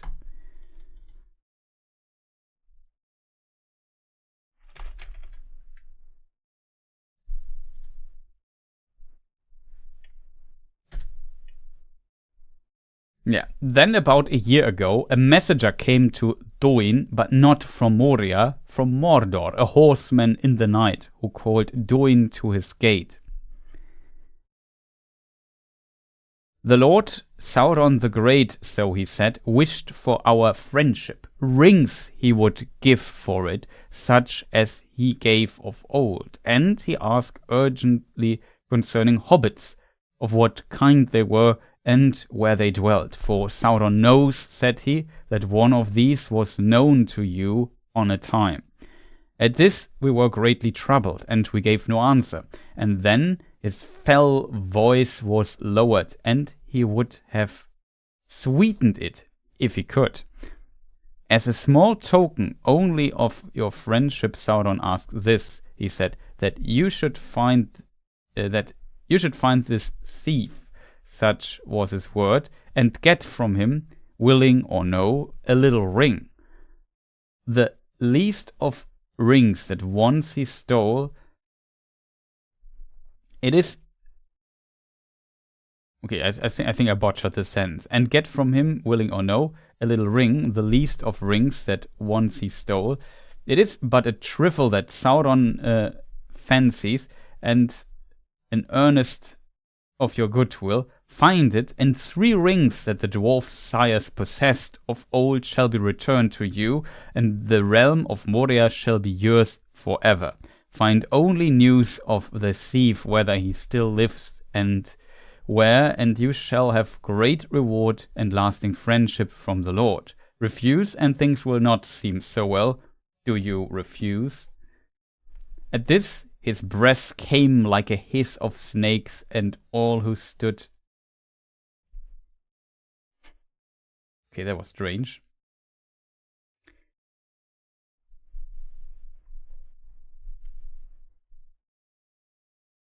And all who stood by shuddered, but Duin said, I say neither yea or yea or nay. I must consider this message and what it means under its fair cloak. Consider well, but not too long, said he. The time for my thought is my own to spend, answered Duin. For the present, said he, and rode into the darkness. Heavy have the hearts of our chieftains been since that night. We need not the fell voice of the messenger to warn us that his words held both menace and deceit, for we knew already that the power that has re-entered Mordor has not changed, and ever it betrayed us of old. Twice the messenger has returned and has gone unanswered. The third and last time, so he says, is soon to come, before the ending of the year. And so I have been sent at last by Duin to warn Bilbo, and he is sought by the enemy, and to learn, if may be, why he desires this ring. This least of rings also we crave the advice of Elrond. For the shadow grows and draws nearer. We discover that messengers have come also to King Brand in Dale, and that he is afraid. We fear that he may yield. Already war is We fear that he may yield. Already war is gathering on his eastern borders. If we make no answer, the enemy may move men to his rule to assail King Brand, and Duin also. You have all done well to come, said Elrond, and so on and so forth. So I don't want to read the whole chapter here, but it's kind of interesting. The least of the rings, even if he's not giving away that is a ring of power. Yeah, for sure.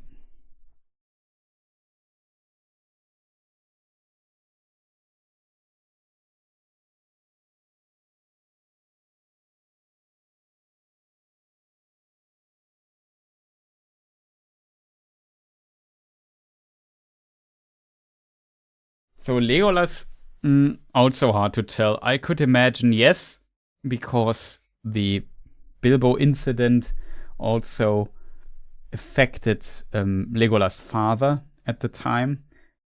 So I could imagine that he knows. He has also counsel with Gandalf from time to time, helping in searching Gollum. Legolas comes to the council of Elrond because Gollum has escaped. I assume they definitely know about the enemy and potentially also some details about the Rings of Power. Boromir is really hard to tell. I think he potentially knows least about the rings, but he has definitely heard, since he's also like he's potentially the next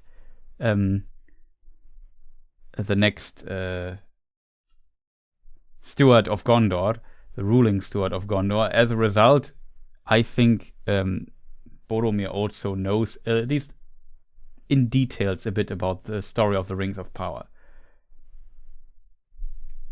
But potentially he does not know enough about it. Like he knows not how dangerous they are and so on, because he wants potentially to use this as a weapon. He sees it as a gift. So here I have to be careful I don't mix in the film quotes too much, because there are definitely some changes.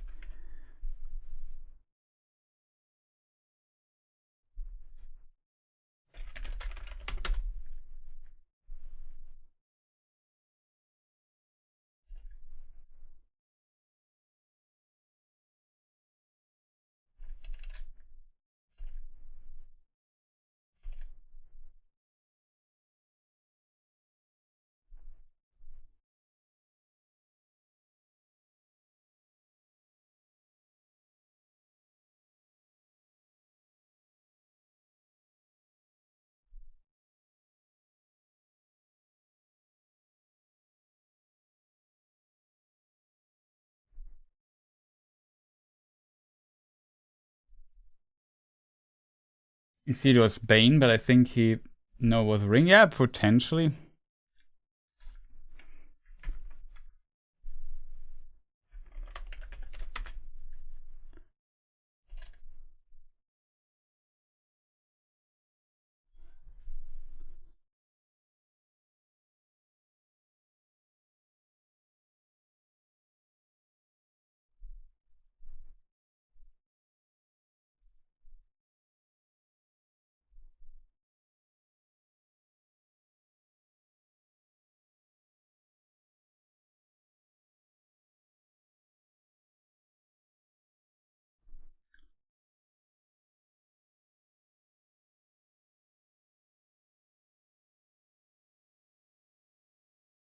The men of Gondor are valiant, and they will never submit, but they may be beaten down. Valor needs first strength, and then a weapon. Let the ring be your weapon, if it has such power as you say. Take it and go forth to victory. And then Elrond says, alas, no, we cannot use the ruling ring that we now know too well, and so forth and so forth. I fear to take the ring to hide it. I fear to take the ring to hide it. I will not take the ring to wield it. Nor I, said Gandalf. Boromir looked at them doubtfully, but he bowed his head. So be it, he said. Then Gondor we must trust to such weapons as we have. Then in Gondor we must trust to such weapons as we have. So, yeah, so there's the kind of quote. It's a bit different in the film, but kind of the core is intact, I think. But yeah, from these dialogue things I remember from the council, I also always had the feeling that Boromir does not know too much about the Rings of Power. So in this regard, yeah.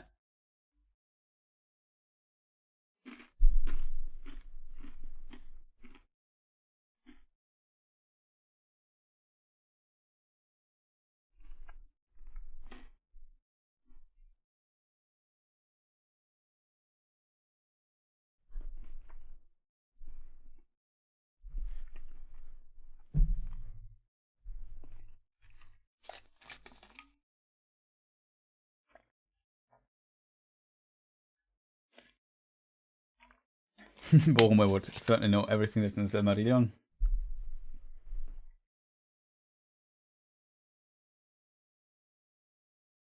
He would definitely know a thing or two, or could have known them. Depends, a bit hard to tell, chat.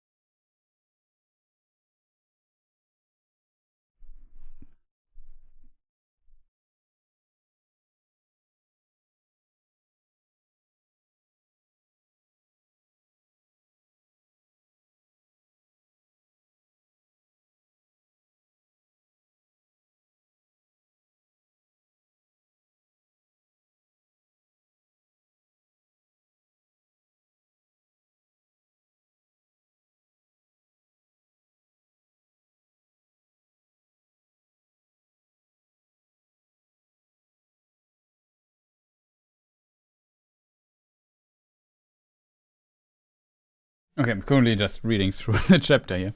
A bit distracted, sorry. Yeah, chat. Are there any questions left?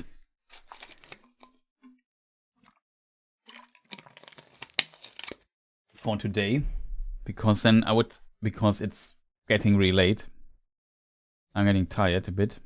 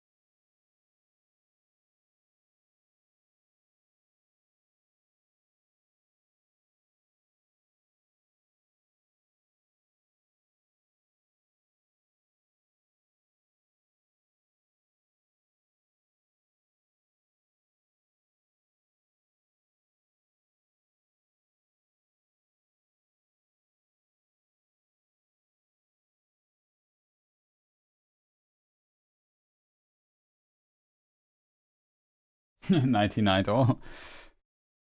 Yeah, it's really late.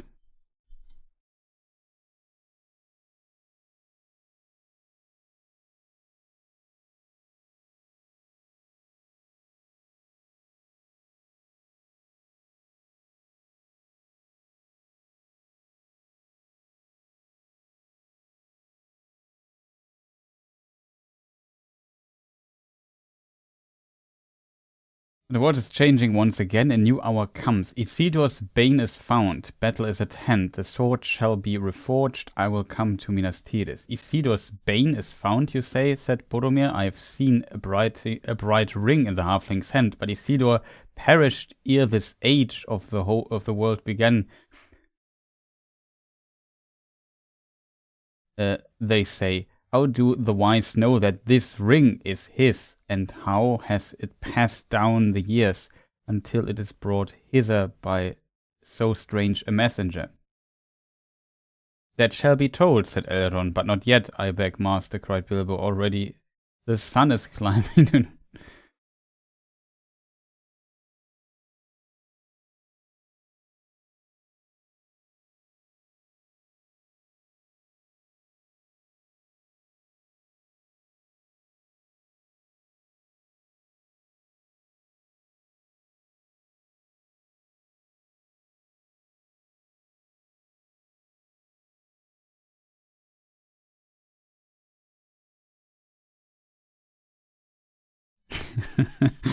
It's also like this sentence. To some, Bilbo's tale was wholly new, and they listened with amazement while the old hobbit, actually not at all displeased, recounted his adventure with Gollum at full length. He did not omit a single riddle.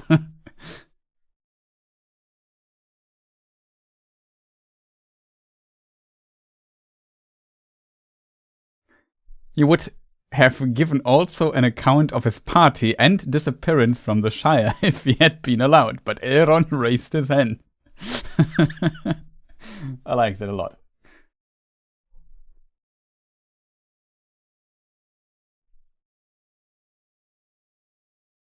So, chat, is there anything left? So nobody has written anything, so I assume that means shut up. Wrap it up slowly. And this we might do this time. As always, people, if you enjoyed the stream, press the like button, would be much appreciated. Maybe leave a comment later when this here goes offline as an offline VOD. Is this called an offline VOD? Well, as a VOD, when the stream is not live anymore or something. As Aurelian, thank you that you were here. Much appreciated. Yeah, if you haven't subscribed, maybe press the subscribe button and so on. Follow on Twitch and maybe join the Discord or whatever. Would be much appreciated. Is there anything else, chat?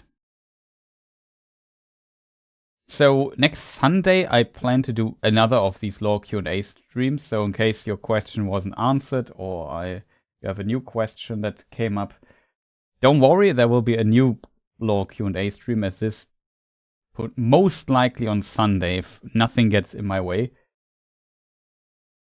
Which I hope, but you never know, it's sometimes difficult. And then we will discuss the lore in the meantime. As always, enjoyed listening. Thank you for joining, Joe. Much appreciated. Have a fantastic rest of the day, people, or good night, in case it's late for you already. Sleep well. And otherwise, enjoy the evening or the rest of the day. I wish you, of course, again, fantastic year 2025. Well, I think this is not the first stream this year, to be fair, but maybe some people haven't catched the last stream and so on. So there is that.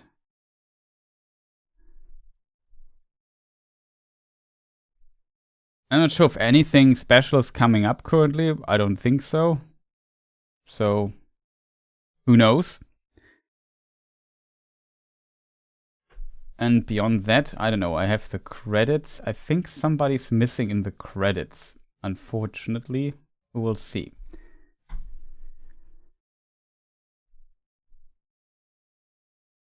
No, I don't have. I'm pretty sure there are a lot of people missing in the credits because do I have re-rendered the credits here, chat? Maybe I did. Well.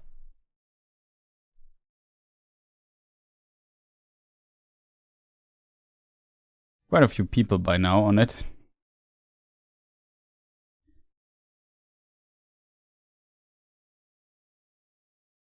Yeah, there's a Mari is missing, I think, in the credits, so shout outs to you as well.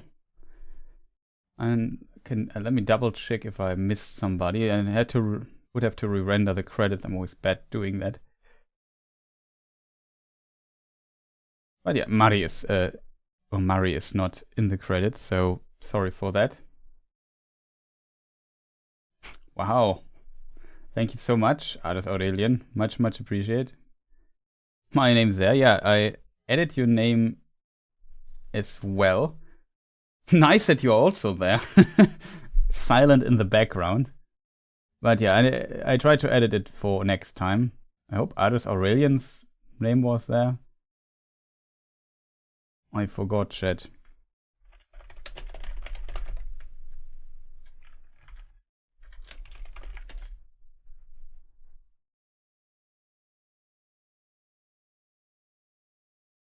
But yeah, thank you so much, Artist. Much appreciated.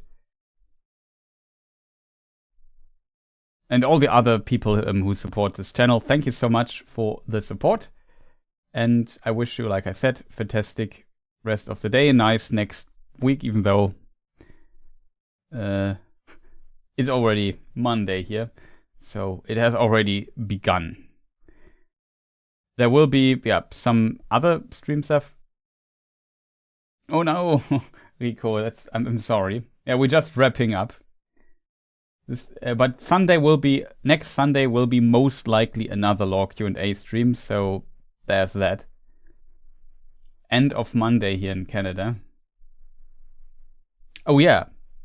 In my mind today was Sunday. It's also Wednesday for me here, to be honest. In my mind though, today was Sunday. Isn't it Tuesday? Yeah, it's Tuesday.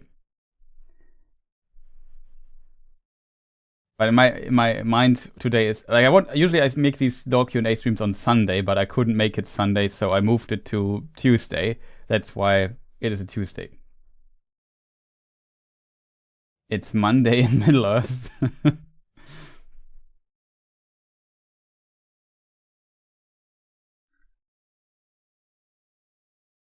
Yeah, don't worry. I'm also confused, as you see.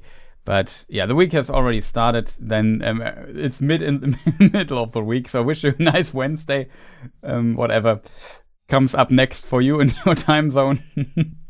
And have a good one. Thank you for joining. And see you people next time. Goodbye.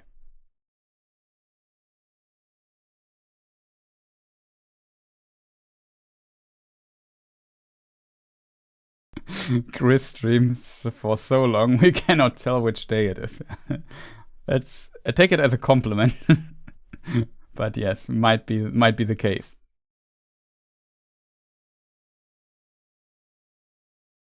But yeah, goodbye. See you people next time. Just let some ads run through and then wrap up the stream. So goodbye people.